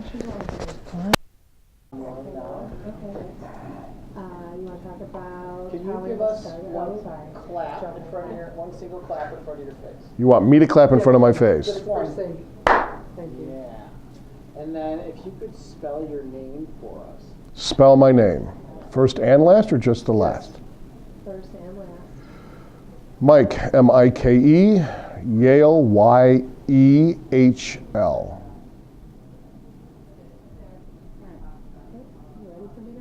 And just FYI, I've got a hearing issue, so you might have to be a little louder than normal. Yell, you'll yell loud. Thank you. God, that wasn't original. That wasn't original. So maybe talk a little bit about why Susie started Rainbows. Susie started Rainbows because she saw that there was a lot of pain in our eyes when her marriage ended, you know, us, the unknown and not knowing. And in the 70s, where, you know, we never heard divorce. It wasn't part of the social circles of the 70s. So as my mom found out that there were plenty of places for adults to go, plenty of places to be, to help her work through it, and professional counseling and therapy wasn't an option because she couldn't afford it, she hunkered down to make sure that we work through the pain of our loss. But at the same time, trying to continue to ferret out places that not only we could go as young children, but for other kids who were going through the same thing. And she quickly found out there was nothing. So after exhausting every possibility for us and for other children, she started Rainbows and fulfilled a niche that nobody knew existed. And she said it, I mean, I'll never forget it. In 1982, she said, what do you think if I start a program to help kids that have gone through what you had gone through and your brothers have gone through, a program that would help them work through the pain and everything you guys went through. And I looked at her and I said, well, I don't know about teenagers, but for little kids, I think that would be great. And so she said, okay, well, I just so you know, I'm writing a program, and you know, I would love any input you could give. So my brothers and I helped with input. She got input from other family members that she knew were going through a similar situation. And she said, I want to make sure that we heal the hearts of grieving children and give back to childhood. Because as grieving children tend to lose that childhood. They have to grow up a little bit sooner, they take on a little more responsibility, and they lose a lot of that. And she said that was her goal. And then 1983, Rainbows was started with that mission to heal the hearts of grieving children. What's it like to be the first Rainbows alum? Old. It's great that we were the jumping off place for Rainbows, and the fact that she used our pain and turned it into something wholesome and good for other children. It just leaves you speechless, because you never think. My mother always was, oh, you're Mike, Tom, and Tim's mom, and then we very quickly became, oh, you're Susie's kids. And of course, oh, we've heard your story. Like, oh, okay, is that good or bad? And it was just very humbling that we watched my mother come into her own. She went from being a mother of 3 boys to a mother of the children of the world, literally. Good luck with that. Like, I don't. No, that's good. Was that too much No, gibberish? it was great. Like, now, I don't even want to ask you another question. If there's something else, it'll be great. We'll have to pick. What would you want everybody to know about Susie? What do I want to know about or what everybody to know about Susie? Susie is the only international business CEO before she passed away that always thought with her heart. She never thought about the bottom line. She only knew we had to help the grieving children, had to help them, whatever we needed to do to help the grieving children. And I will say her unorthodox business practices, where anybody would look at it and go, how did you stay in business for over 30 years? She did it. And she did it because people believed in the mission, and these kids were coming back to her by leaps and bounds, thanking her for helping them work through their pain, to give them a voice without worry of reprisal, without worry of being teased. She gave them a secure place to be able to work through their pain, so they didn't feel like they were the only ones going through it. And we all know that when we lose somebody close to us, we're the only one feeling the pain. And when we sit around a table or in a small group and we hear, oh, they feel the same way, the weight of the world comes off your shoulders. And she never let that go. She and I used to have conversations about, you realize if you do this could bite you in the rear end in the long run. And she said, doesn't matter, I'm helping the kids. It was all about helping the kids. It never deviated from stopping to help the children. Because if you help the children now, you help the adults in the future. And that's what she truly believed. And now with brain research out there and all the statistics that have come in that didn't exist 35 years ago are now proving a healthy mind, a healthy heart, and a healthy soul create healthy adults and healthy children. And Rainbows fills that niche. And especially for families who can't afford professional therapy, professional counseling, we're in a society now. Grieving is very vulnerable. We don't want to grieve. We don't have time to grieve. We've got things to do. Give me a pill. You can't do that with grief and loss. You can't do it with a pill. And Susie knew that. They have to process the loss in order to move forward in their lives. Rainbow's allowed to do it. It's the only program that I'm aware of that allows you to do it for 12 weeks, disappear for maybe 3 or 4 or 5 years, and then as you start to change in maturity and adolescence, all of a sudden there's more stuff you need to work through that you can actually go back and do another Rainbows group and do another phase of that 12-week program and still walk out of there feeling better about yourself than you did when you went back in or the first time you did it. Somebody at 6 years old comprehends loss differently than somebody who's 12. And Rainbows is so universal that all you have to do is just take the program and bring it up to an appropriate age level, and you've now created a whole new program for that 6-year-old who's now 11 years old. And Rainbows has never lost that heart. And when she passed away in 2013, I joined the board to make sure her mission of healing the hearts of grieving children and give their childhood back, to continue to think with our hearts before we start thinking with our minds. And we're starting to do that. We've done that, where we're becoming an organization that is mindful of what we need to do to be responsible business, but yet never lose sight that we need to help these children.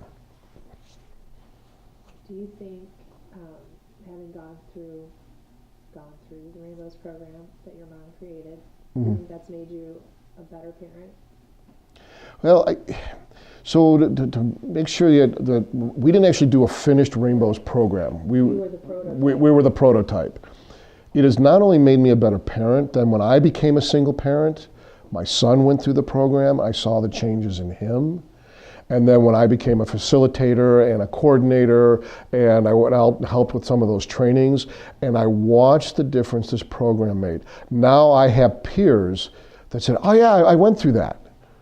Or my kids went through that. And I said, what do you think? It was the best thing that ever happened to them. And just filled my heart with pride that something that I was a little skeptical about when I was 17 years old, now I can say, you know what?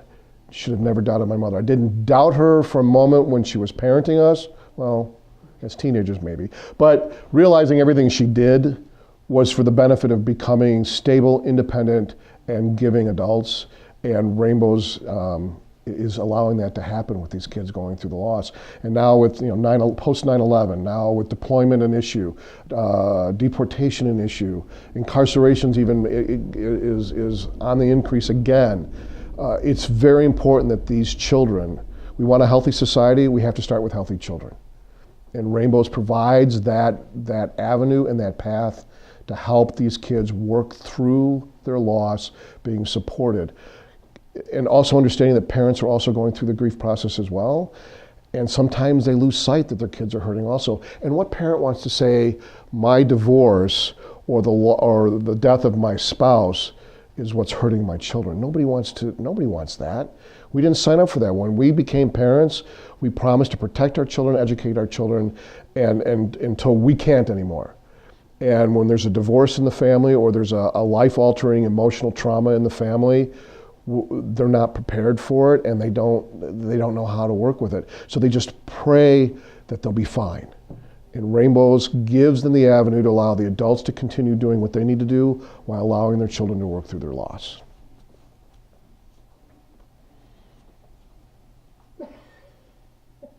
Beautiful. That was it?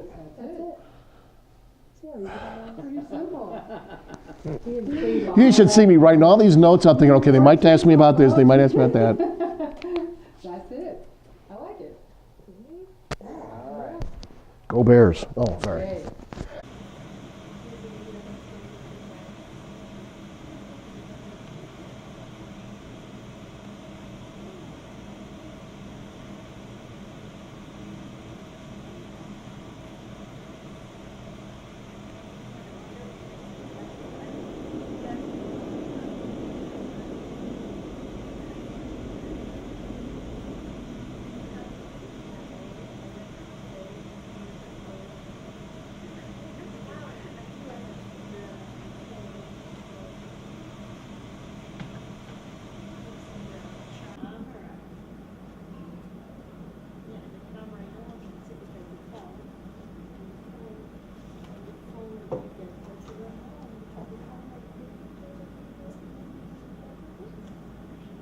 Can you open up your book? Well, she tagged me, so, and I asked her if I could share it, but then there's all these people commenting,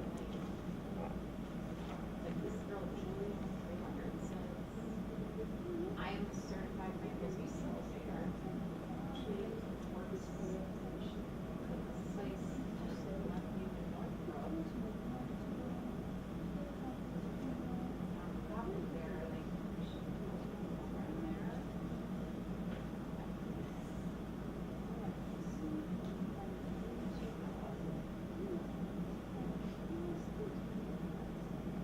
Anyway.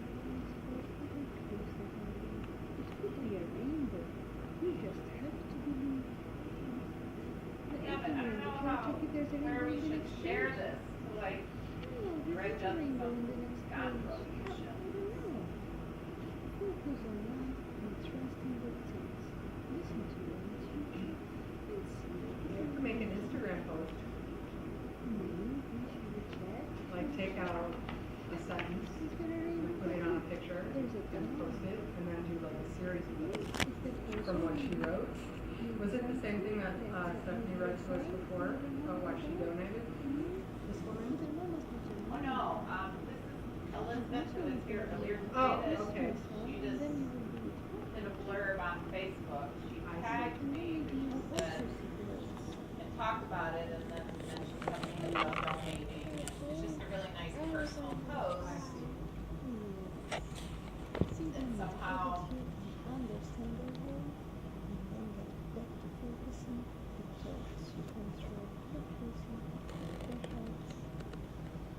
Your breathing, where is your heart? Oh, your heart is there, yes.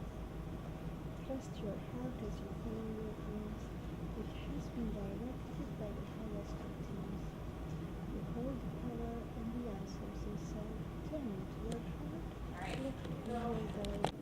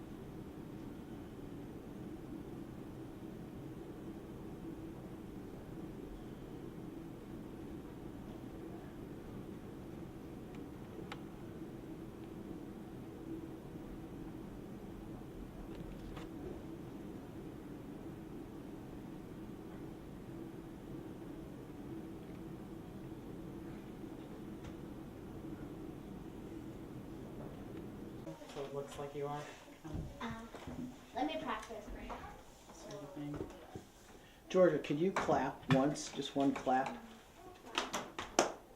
Perfect. Thank you. Why? That's so I can, later on, I can sync the two cameras together.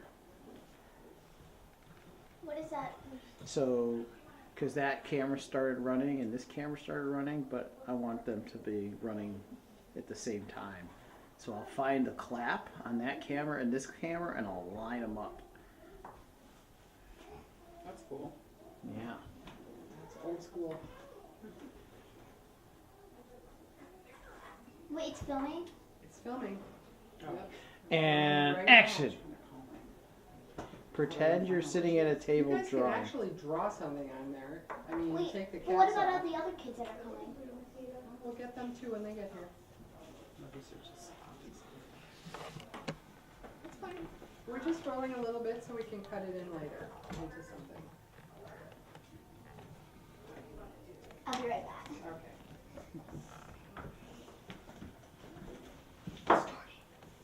Oh. Come on, sit down. Here's a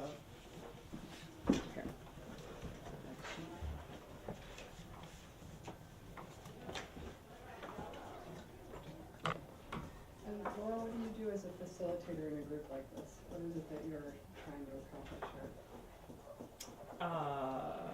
we have a topic each week, and then we ask questions of the group. We talk about different issues pertaining to that topic, and then there's an activity that the children usually do. Okay, so this would be the activity, or? Okay, and what's the topic this week? This week's about forgiveness. Okay. Talking about the people that we maybe need to forgive. Do you guys have any thoughts on that, ladies? On forgiving people? Well, yeah,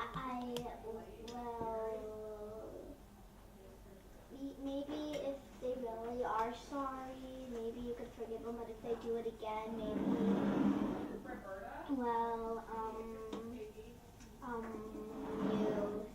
if it goes on a lot, it's gonna be a little bit harder to forgive them, probably. Why is that? Because if they keep doing it and they say sorry, it's not gonna mean anything anymore because they keep doing it after and after. Sorry doesn't really mean anything. You have to act upon it. Oh, that's good. Very good. How do you do that? Like showing kindness and stuff. Meow, meow, meow, meow, meow, meow, kitty. What's it for? That's a pretty little one. Oh, I'm trying to Just blind like the blaze. picture. Blind blaze? Yeah.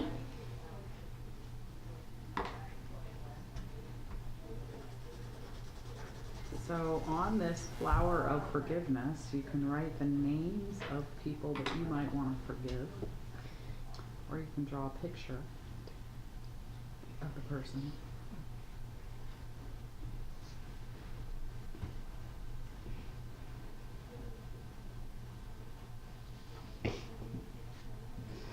Could you tell the group that again? Sure. So on this flower of forgiveness, you can write the name of people that you want to forgive, or people that you maybe have some angry feelings about, or you feel disappointed in. Maybe they let you down. And if you can't write their name, you could draw a picture instead, something that represents that person.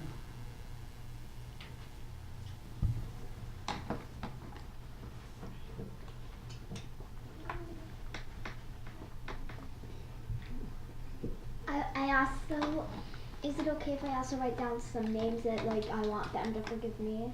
Mm-hmm.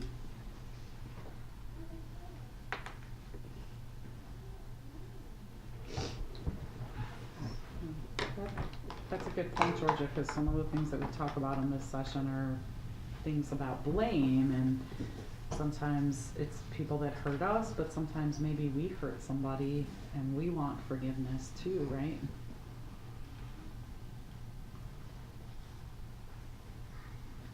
Especially if it was the person that you lost.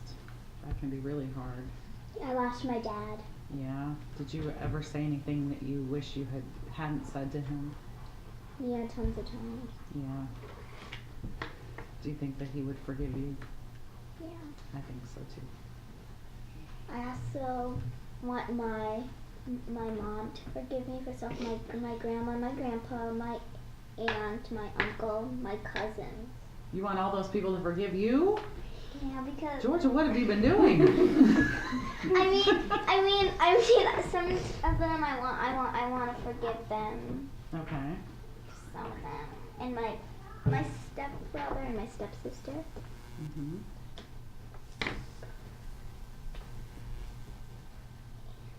I mean, some people I want them to just say sorry to me for some stuff that they did.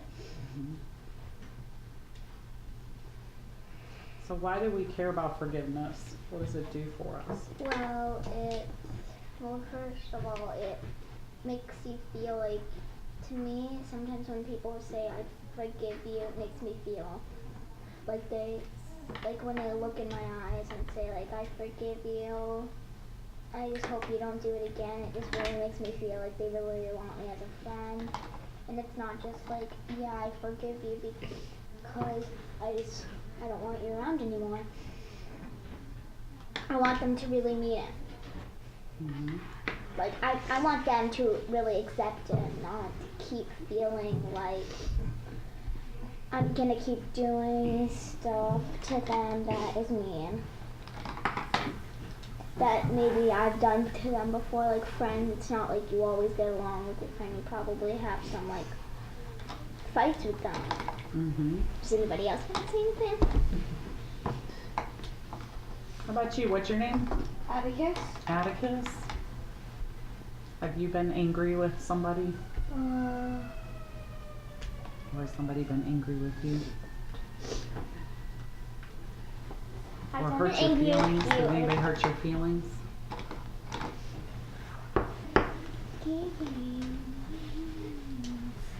Do you have brothers or sisters?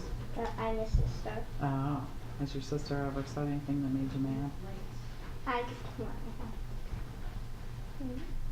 Never? Really? I have a sister and she makes me mad a lot. But I'm not shy. And I She think must be a really Ruby good sister. has Are to you a be- really good sister? No. She's not. Has Atticus made you mad? Yes. Yeah? What did he do? He just says like a lot of stuff. Really annoying. Oh. You don't seem like you're very annoying. You seem kind of quiet. No, he's not quiet at home at all. Oh, just being shy. There's sometimes. I just Oh, sometimes. Sometimes. Yeah. What is on? Hmm. I missed it on my So when you feel like you did something that you wish you hadn't done, and you're sorry for it, if somebody says that's okay, how does that make you feel? If she says it's okay, Mm-hmm. I'll just like keep doing it, and if she says no, I'll just like sometimes I do feel because I keep saying I'll tell me this, but then I'll stop, but then she doesn't tell me, and I just like keep saying it. Mm-hmm. That's sometimes kinda with both of us. We are both trying to like, yeah. Trying to get along? Sister, mom, I think. Okay. Wow, I put a lot of work into this. I'm running out of ideas here. That's all I right. have a think couple we've got ideas. lots. We've got plenty I have a of couple stuff. ideas. What ideas? Does it have to be about like, it's, what's your favorite animal? Oh yeah. So my favorite animal is a hyena and a sea turtle. Oh, I fed them. Which sea turtle? Sure, Leatherback, what are you talking green about, sea the favorite turtle, animal? hawkbills. Hawkbills. Oh yeah, I like all animals. My favorite animal is a liger, which is a mix between a tiger and a lion. When I was in Africa, I got A to liger? feed hyenas. That's awesome. And they were wild. Wild hyenas are so cool. You said the guys fed them. Yeah, the guys they just did. feed the Well, they killed a cow. What?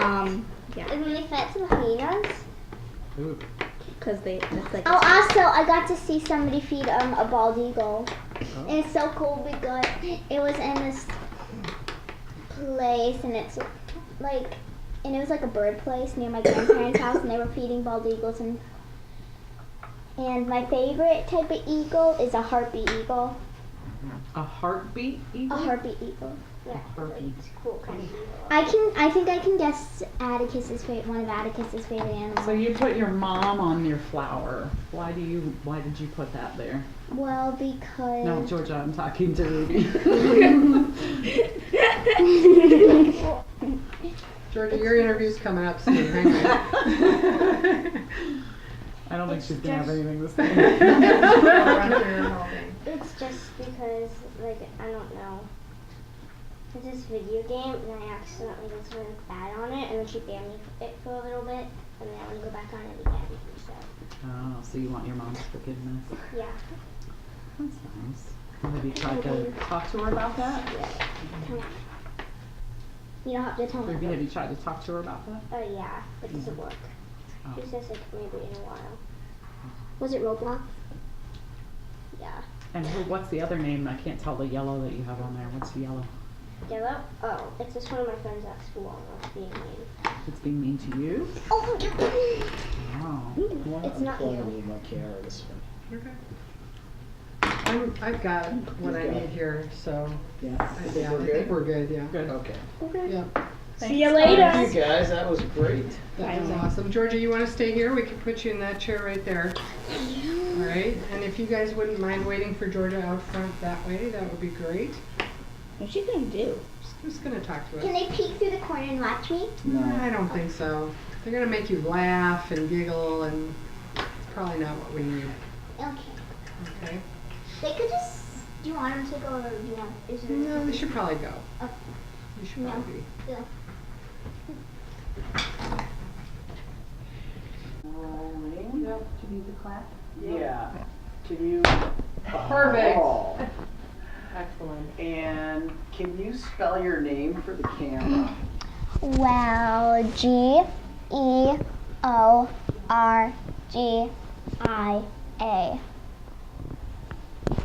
And your last name? Bass. All right. Great. So Georgia, how old are you? I'm 9 years old. What's your birthday? March 11th. I have a friend whose birthday's March 11th. How that was yours? So you went to the Rainbows group here in Evanston, right, at the library? Yes. What are some of the things you guys did in your group?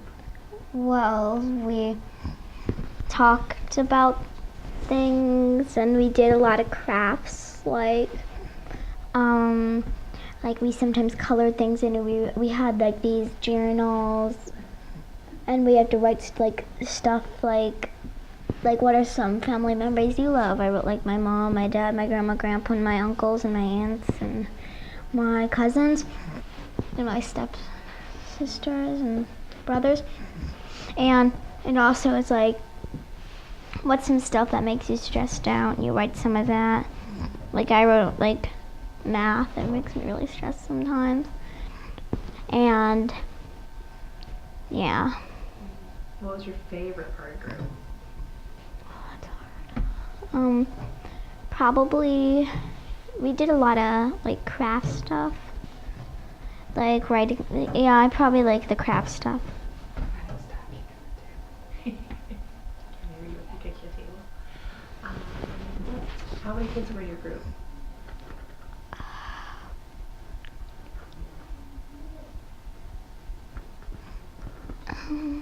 Either Like 6 or 7? 5 or 6 or 7.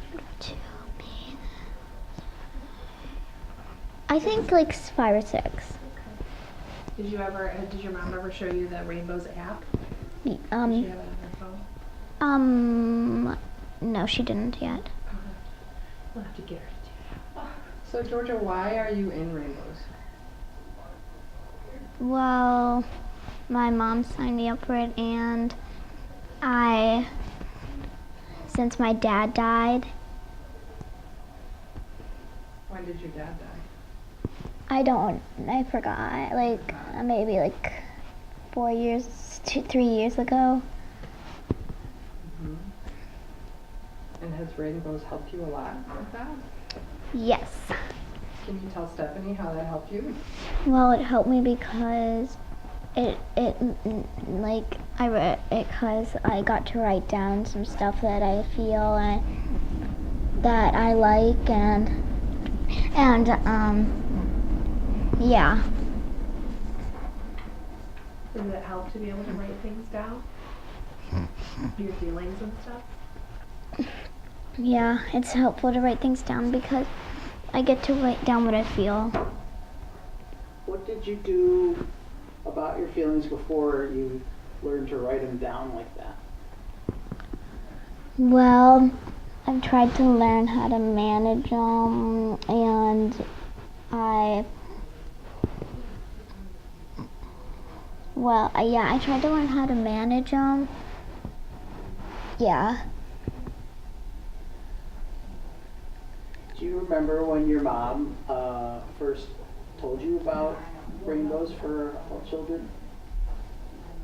Not really. No? Do you remember when you first went? Yeah, I think that was well, I went to my mom's office, if that counts. But if I the first time, if I've done the first lesson I've ever took on rainbows. Were there kids in your group that you knew already? One. Two. Do you see the other kids from your group very often? Well, one of them, yes, because they were like my really good friends and they did it with me. But the other one goes to my school.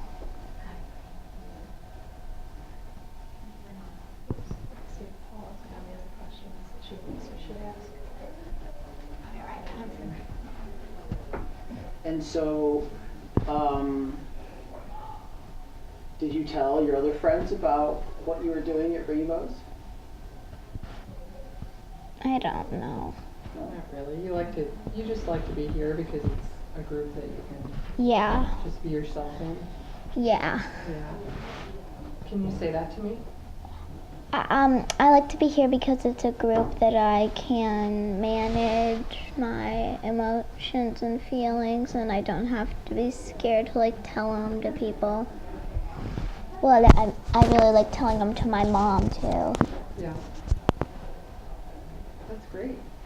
And if you knew of another kid that might really like to have this experience, what would you tell that person? I'd tell them that it's good, probably, and that you'd probably like it, and it's really helpful.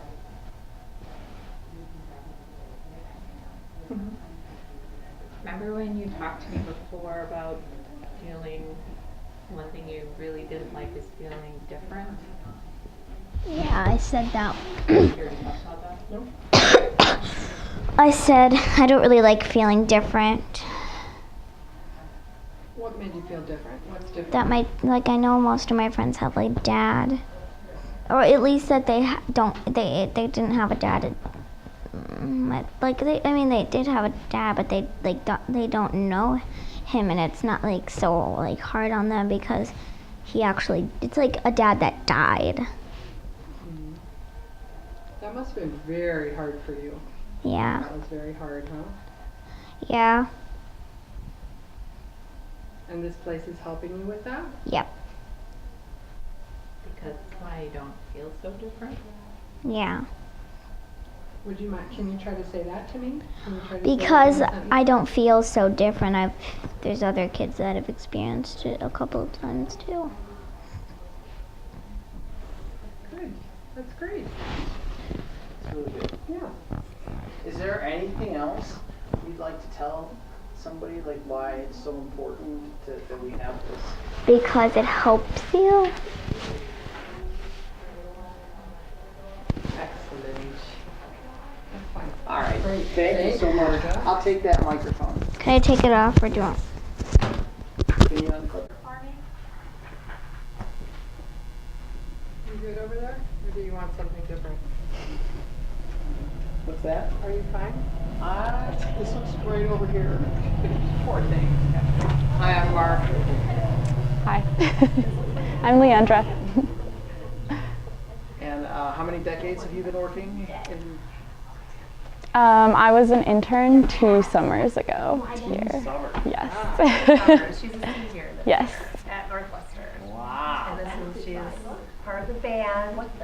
And this is kind of her swan song now. We're moving into the end of her band career at Northwestern. It's true. I'm also graduating in March. Okay. All right. I'm good. Okay, kiddos. All right, guys, All my you have to kiddos. be super, super quiet, okay? And everybody has to stare No. at Leandra. Don't actually do that. It's Leandra's turn now. Okay, you can just look at Stephanie. Okay. Do the clapping thing? Oh, I yes. know my role, you know. All right, can you give us one clap in front of your face? Wait, me? Yep. Great. And could you spell your name for us? Leandra.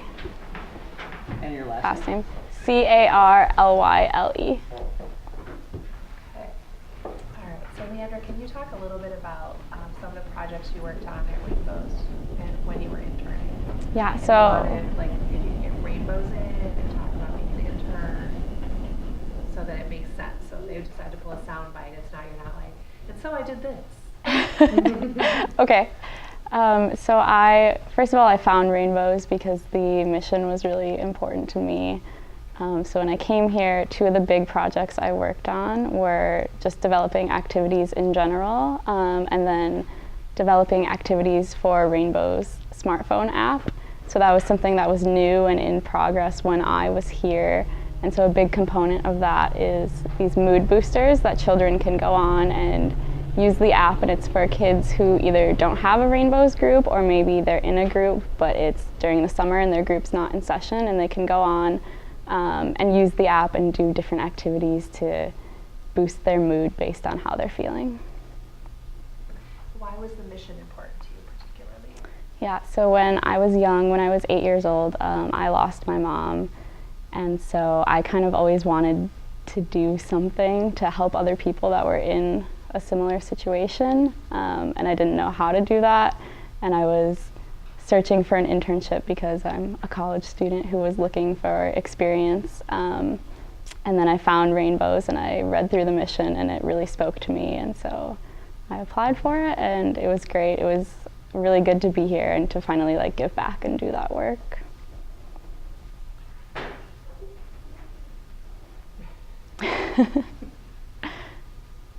If you could tell, like, obviously you didn't have a Rainbows group, so Right. what, if you'd had, like, do you think you would have had a benefit if you'd had a Rainbows group when you were going through your loss? Yeah, I think having a Rainbows group definitely would have benefited me. When I was in elementary school, I was very briefly part of just a group at my school. It wasn't a Rainbows group, it was just something that the guidance counselors at my school tried to throw together. And I don't remember that much about it because I was really young, but I remember that it was me and a few other girls whose parents were getting divorced.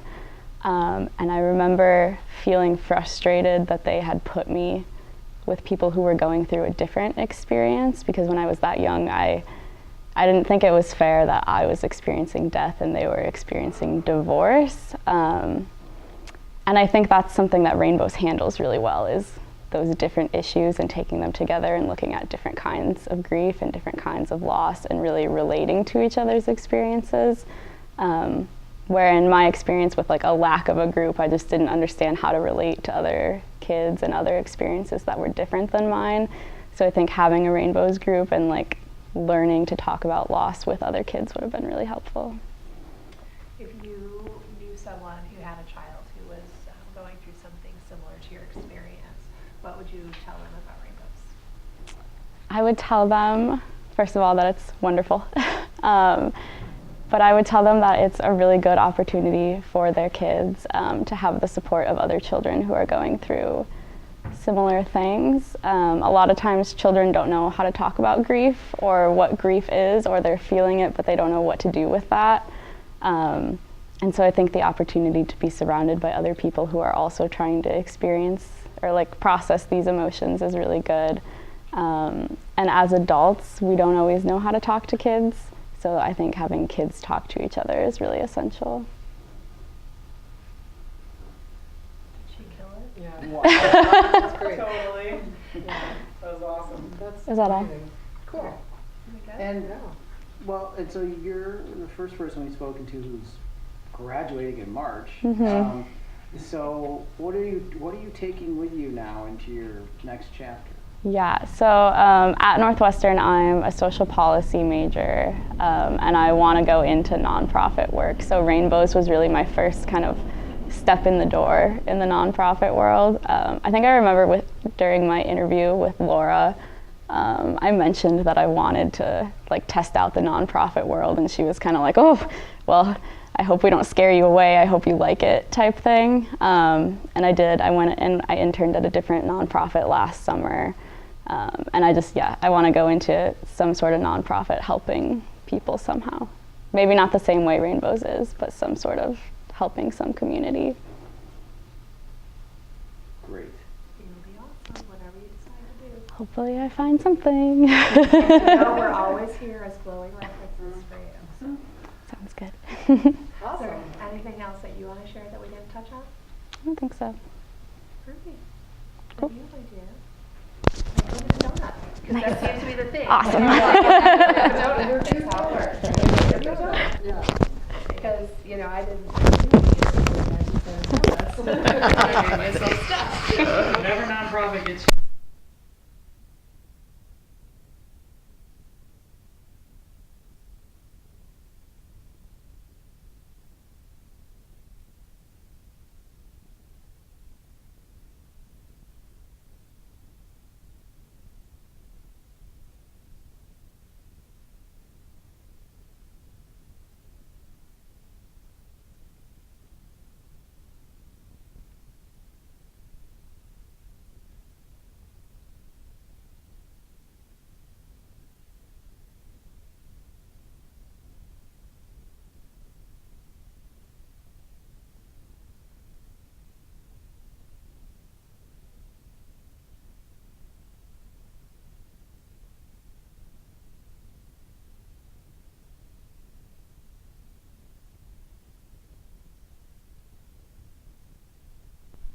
It's not a.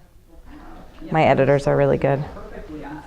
I work at WGN, but I just had a baby, and so we were home when I won, and we watched on TV. Cool. What do you do for GN? I'm a reporter. Yeah. I used to be in Skycam 9 with Oh yeah? Julie Unruh Oh and cool. Judy Garcia. That's funny. Yeah. And then a little bit of time on the radio with Robin. Oh okay. And then she got moved up to the desk. I need you to lie to me right now and tell me that Robin's awesome. Just tell me. What do you mean? Because everybody says she's so harsh, but I think she's amazing. She's exactly like she is on TV. Okay, cool. I like that. I think Yeah, me she's too. amazing. I don't see her a lot because I don't work in the mornings. I work night, but Robin's awesome. she's the same. She's my type of person. She's the same. One of her girls, Tom Brace ever Robin Baumgarten. Oh. They're all the same. It's not at all an act. It's cool. Yeah, you're going to be on TV for all that time. Yeah. You have to. You have to tap into You something. can't be something different. Yeah, she's.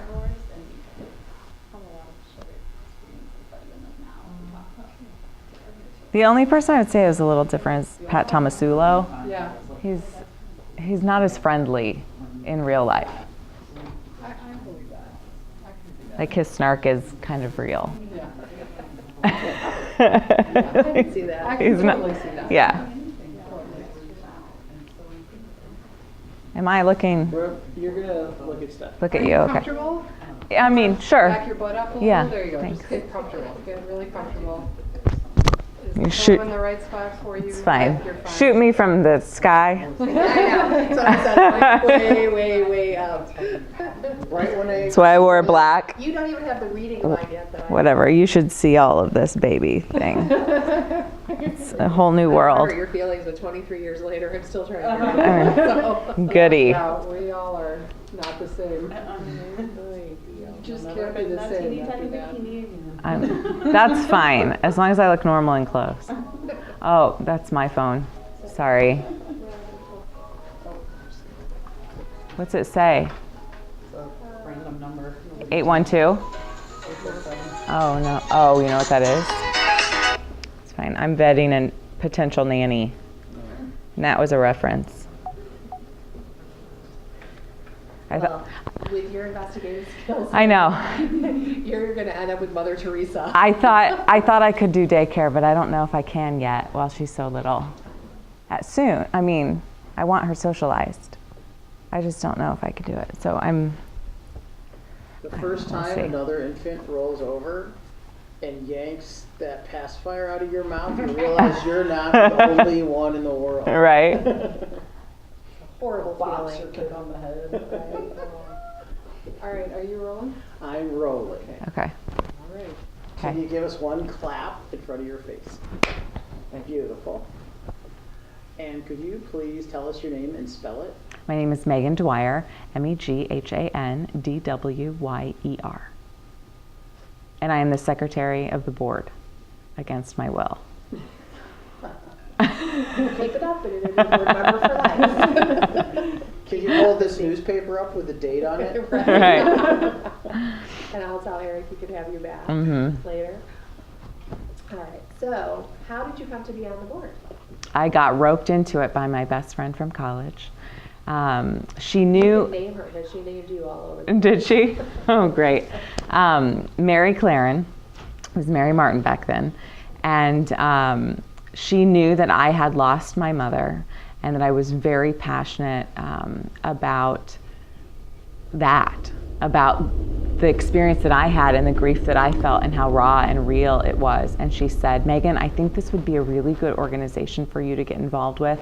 Not only do they help children, but it's sort of an organization that your mom might have loved, because my mother was an educator. She was very into trauma-informed teaching, and she always said, Megan, you know, these kids, they come to school, they're not ready to learn yet. They need breakfast in their tummies. They may be embarrassed because they're wearing the same outfit that they wore the day before, so she would wash their clothes or buy them new outfits, because she said you could not teach a child if they were not ready to learn. And you can't teach kids if they're grieving and they're sad and they're hurt and they're distracted. And so Rainbows really does that and makes sure that these kids are ready to learn. And I thought, well, if I can combine my passion for making sure people know that they'll come out the other side of grief with my mother's passion for education, why not? And so here I am, 40 million years later, still. But I think Mary saw in me the passion that Rainbows needed at the time. And, you know, I'm raising money for Giving Tuesday right now on my Facebook. And one of the things that I wrote was that, you know, I can't think of a better cause. There's so much hurt in this world. I bet if you did backgrounds on all the school shooters, I bet they were grieving. I bet they've lost people. I bet they have not worked through those emotions, because if you sit on that hurt for so long, it becomes something really, really awful. And so Rainbows is the kind of organization that really gets to the core of that and helps these kids heal so they can become loving, productive adults. What do you think your mom would say about your board leadership? Oh, I've thought about her so much recently because I'm a new mom. 2019 is the 10-year anniversary of her passing. I think that she would say this is exactly the kind of program we need in every single school across the country, because divorce is everywhere, death is everywhere, kids are hurting, budgets have been slashed, there aren't school psychologists anymore. These kids have to be met where they're at, and Rainbows helps get them to the place they need to be. And I think my mother would have been 100% on board, and she would be here probably, giving her time, money, and expertise. We have talked a lot about the opioid epidemic and how many kids are losing loved ones to that, and I know that that's something that you're really passionate about, helping to amend. I grew up in Kokomo, Indiana. I used to tell people it was the home of meth and racism and Clifford the Big Red Dog, because the author is from Kokomo. And now the opioid epidemic has hit Kokomo hard. It's about an hour north of Indianapolis. There are a lot of factory jobs. When the factories went under, people, you know, they didn't have college educations because you could make $60 an hour working on the line. And now a lot of people in Kokomo don't have mental health care. They don't have care for substance abuse. And I cannot tell you how many friends from high school I've had who have died because of heroin, and they have children. And there is an entire generation who is losing their parents to opioids. And Rainbows is probably one of the only organizations in the country that's equipped to deal with that. I mean, if you went into a classroom of high school students in a few years and you asked them how many of their parents are still alive, at least in my small town where I grew up, you're going to probably get a third of the class raise their hands because they've lost their parents to drugs. And that's something we've got to deal with as a nation. And Rainbows is on the ground floor and can really do that and help these kids find some sort of peace. separate from the underlying issue of what do we do about all the opioid addiction.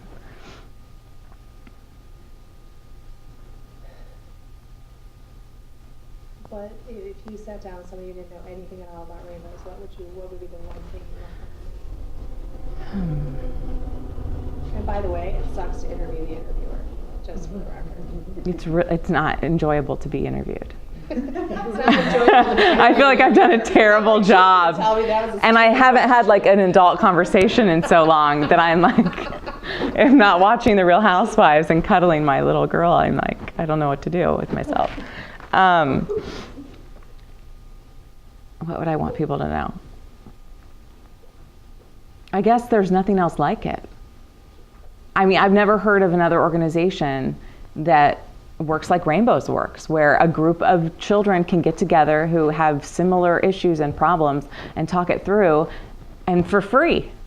I mean, that's crazy. Those resources should already exist, but they don't in a lot of places. And so Rainbows fills that void, and there's nothing else like it in the country. Now that you're a mom, has it changed your perspective? Don't even. I was thinking about it earlier because you sent the email to think about. Now that I wrote my daughter a letter yesterday because I was going to leave the house for the first time alone today in case I died. Because that's how I think. Because I lost my own mom. And I put a top 10 list of things I wanted her to know. If something happens to me, I hope she has a Rainbows. I mean, I was 25 years old when I lost my mom. I was an adult, but I barely got through it, so I can't imagine if I had been a small child, a teenager. I don't know what path I would have chosen. And I pray to God if something happens to me or my husband, that my daughter has a group like Rainbows to help her make the right decisions and to heal her heart.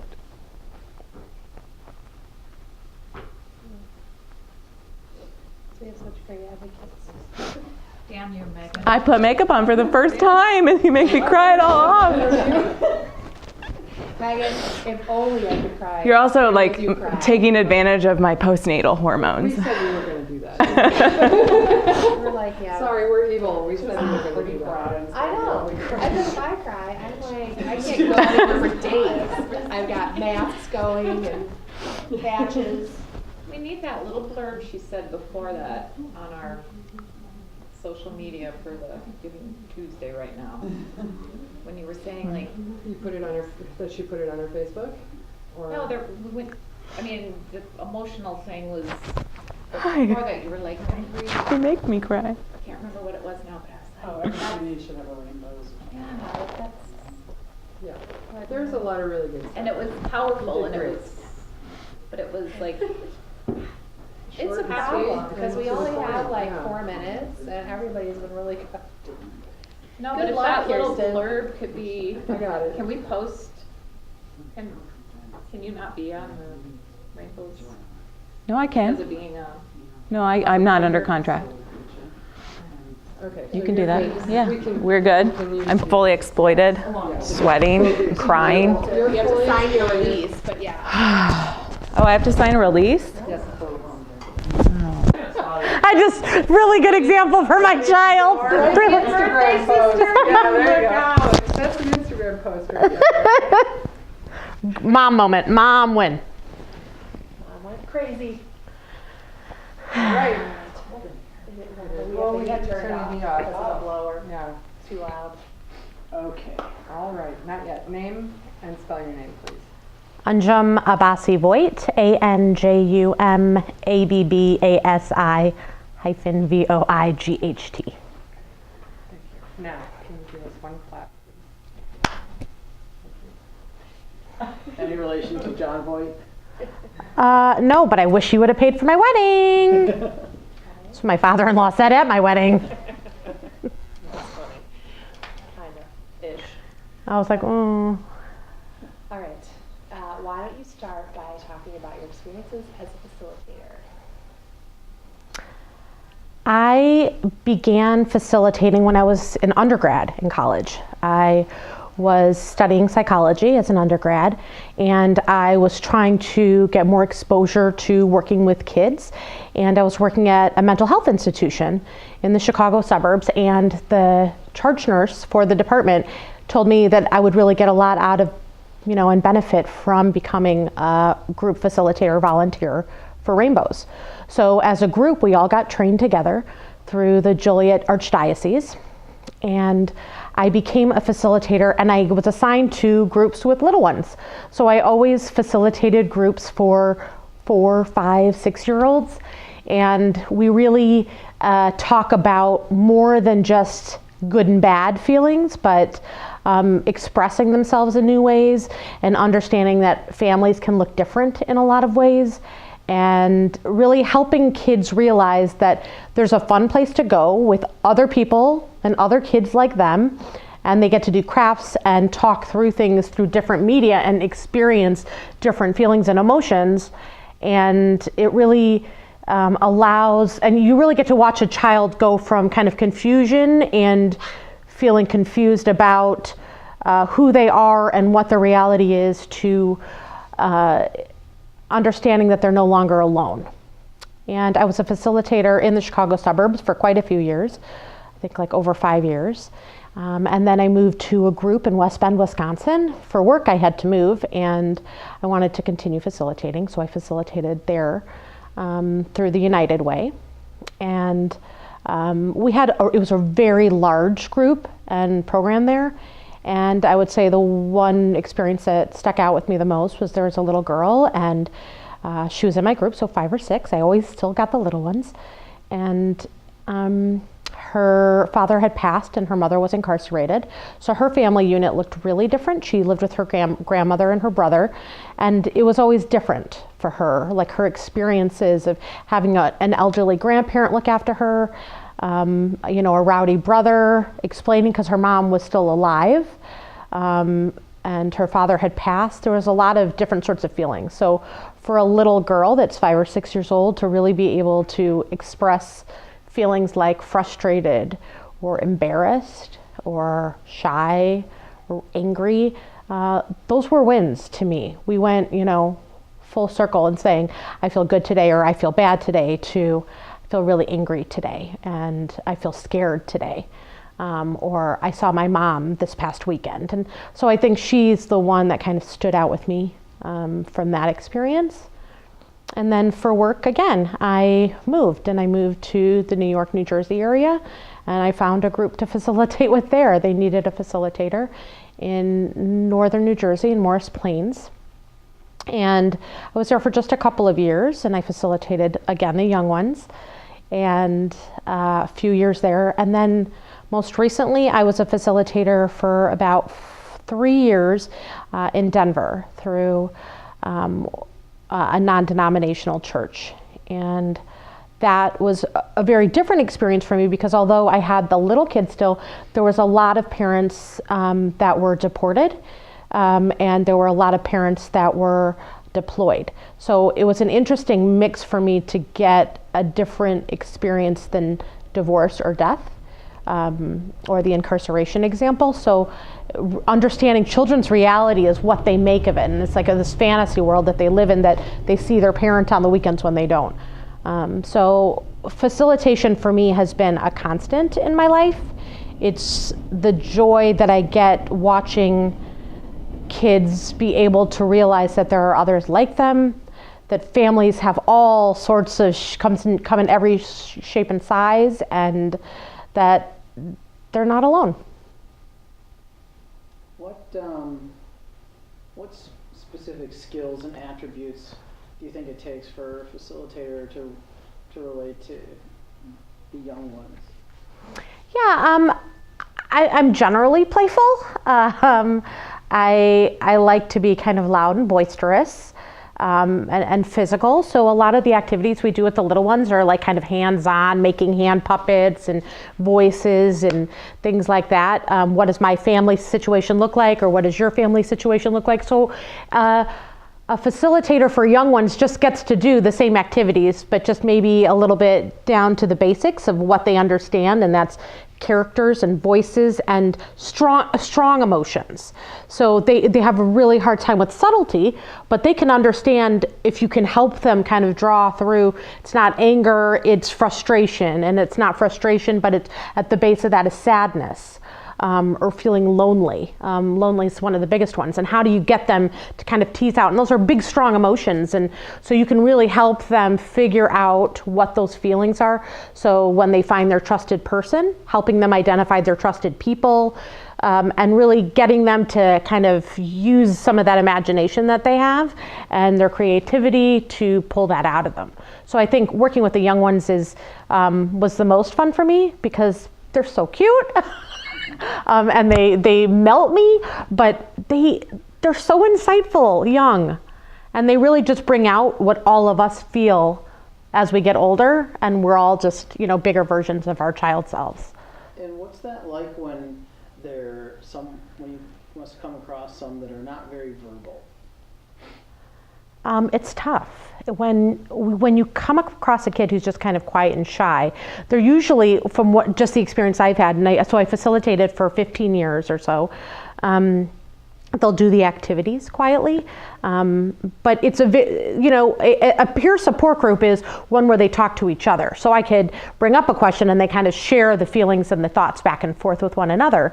So they talk to each other and then it just goes around the room. So they all kind of talk. Even the quiet ones will, speak up a little, and sometimes they don't want to talk, and that's acceptable too, because the beauty of rainbows is, what happens in the safety and security of that space with one another is acceptable no matter what, as long as they're not hurting themselves or others. So being able to really allow somebody some space, because I have watched a child from early on in a group to weeks later go from being completely shy and kind of aloof and hesitant to being the most open, sharing. And to me, that is the greatest outcome that we could ask for.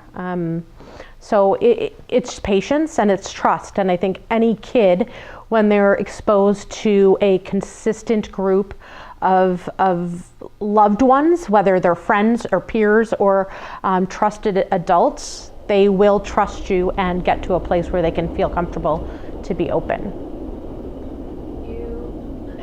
So with all the groups you facilitated, if you could stereotype what a child looks like when they come into the first group and when they go out after their last Celebrate Me Day, what does that look like?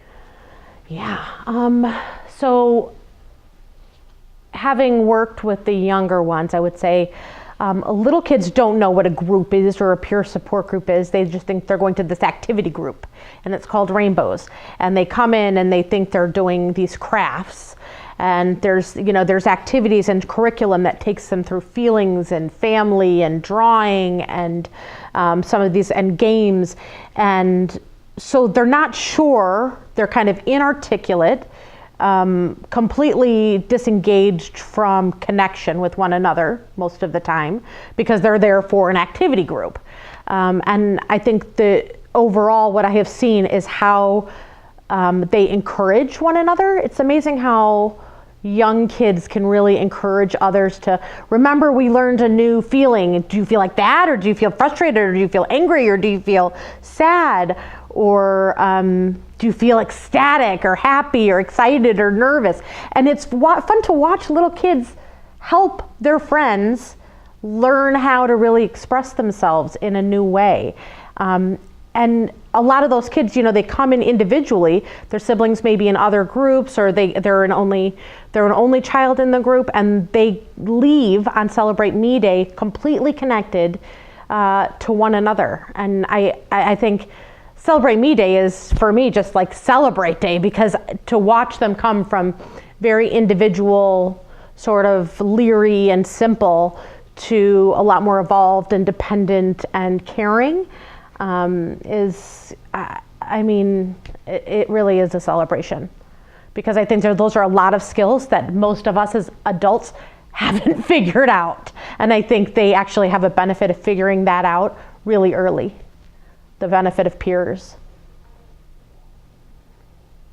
you met somebody who didn't know anything at all about rainbows, what's the one thing you'd want them to take to walk away from a conversation with you knowing?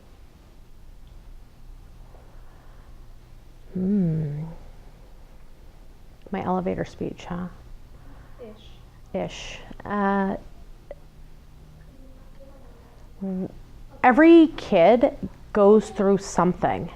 I haven't met a kid yet that doesn't feel othered by something in their life, whether it's their immigrant parents or a divorce or estrangement or, poverty or, other life situations. And I think what Rainbows really does teach children who are going through the greatest traumas and the greatest losses is how to truly talk about those and feel acceptable for having feelings about those things. And Rainbows really allows children to learn how to speak about challenges and loss and hurt and differences in a way to celebrate themselves and their uniqueness.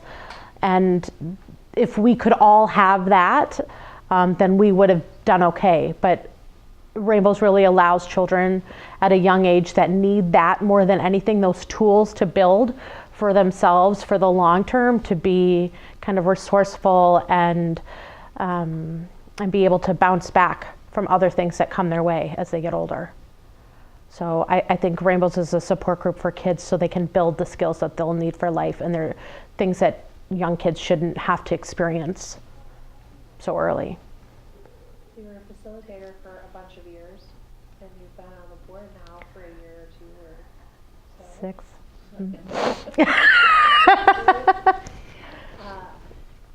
What has been your life lesson from Rainbows?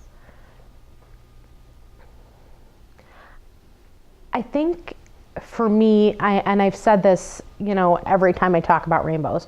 Rainbows has been with me longer than anything besides my family. It's been with me longer than my children and my own spouse.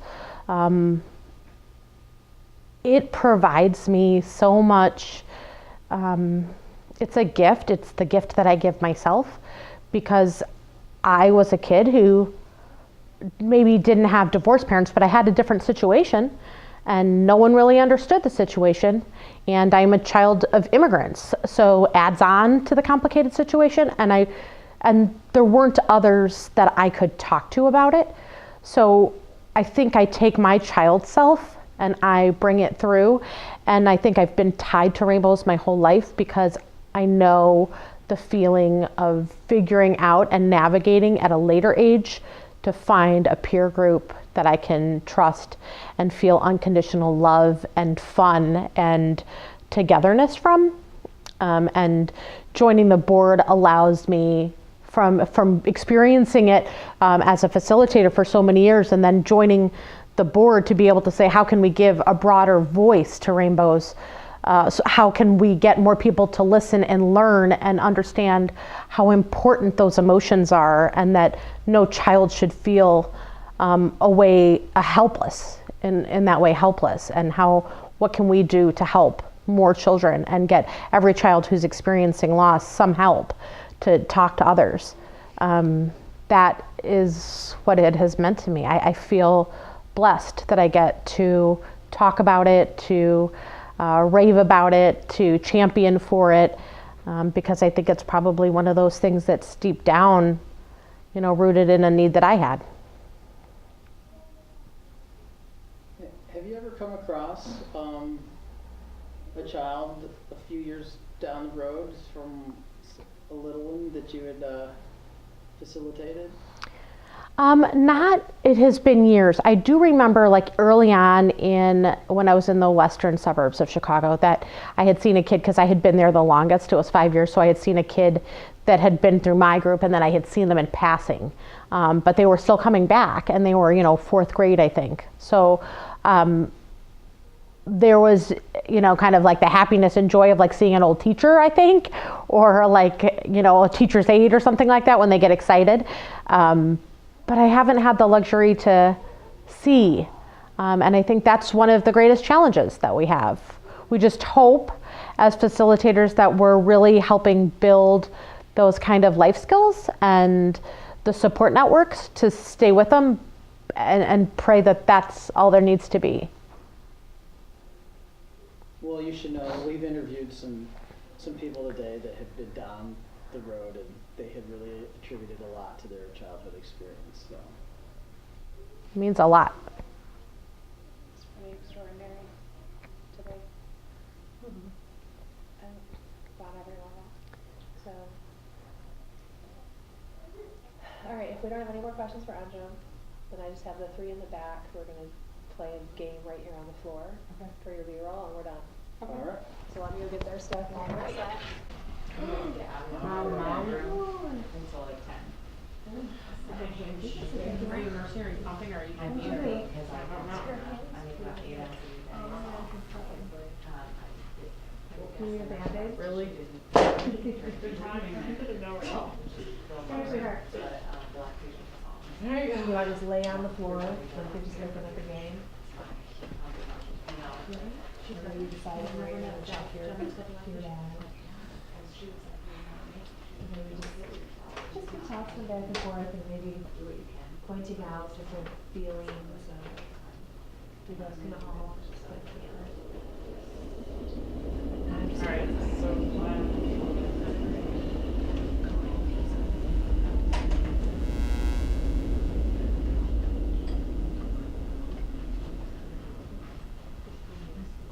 Okay, who's tossing?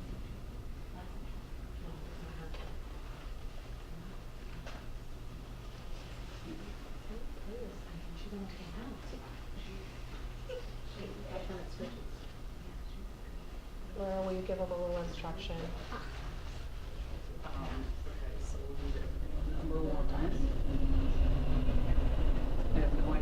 You just want to, I think you want to toss, and then wherever Oh, the yeah, bag wherever you lands, land. you want to kind of talk about the feeling that's there.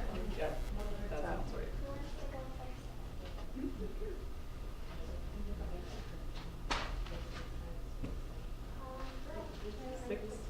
It's your choice.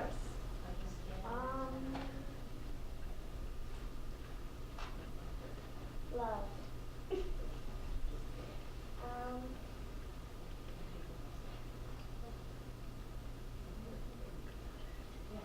It's not actually recording anything except your faces as you toss and stuff. So, do you want to pull that one off? And Sophia, you can toss one.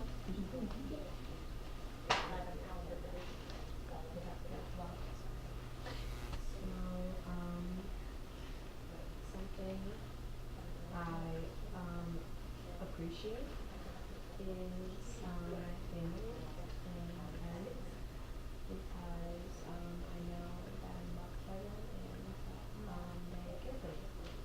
Even when my mom drags me all the way I was gonna say that. all the time. I was gonna say that. I totally was.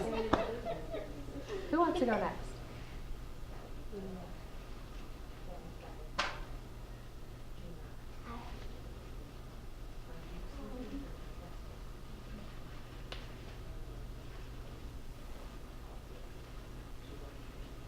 What makes you happy?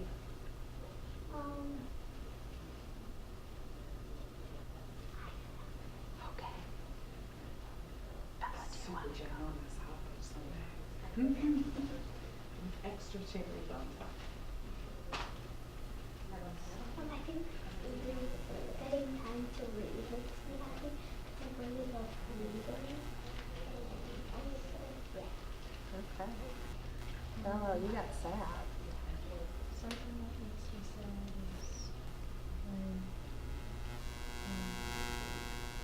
people are being mean to someone and like one of my friends or a family. I just don't know. Things that make me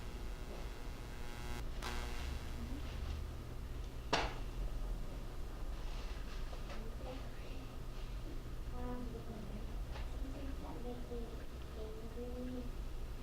are when, well, when I have to fold laundry and,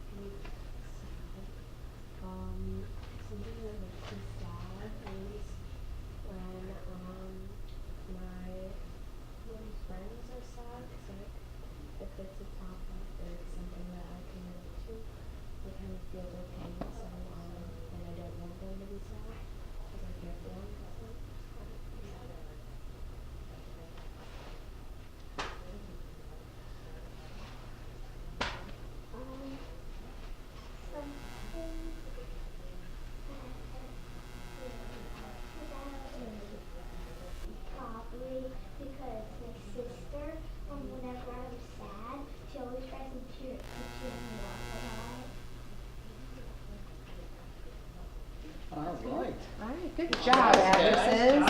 Thank you.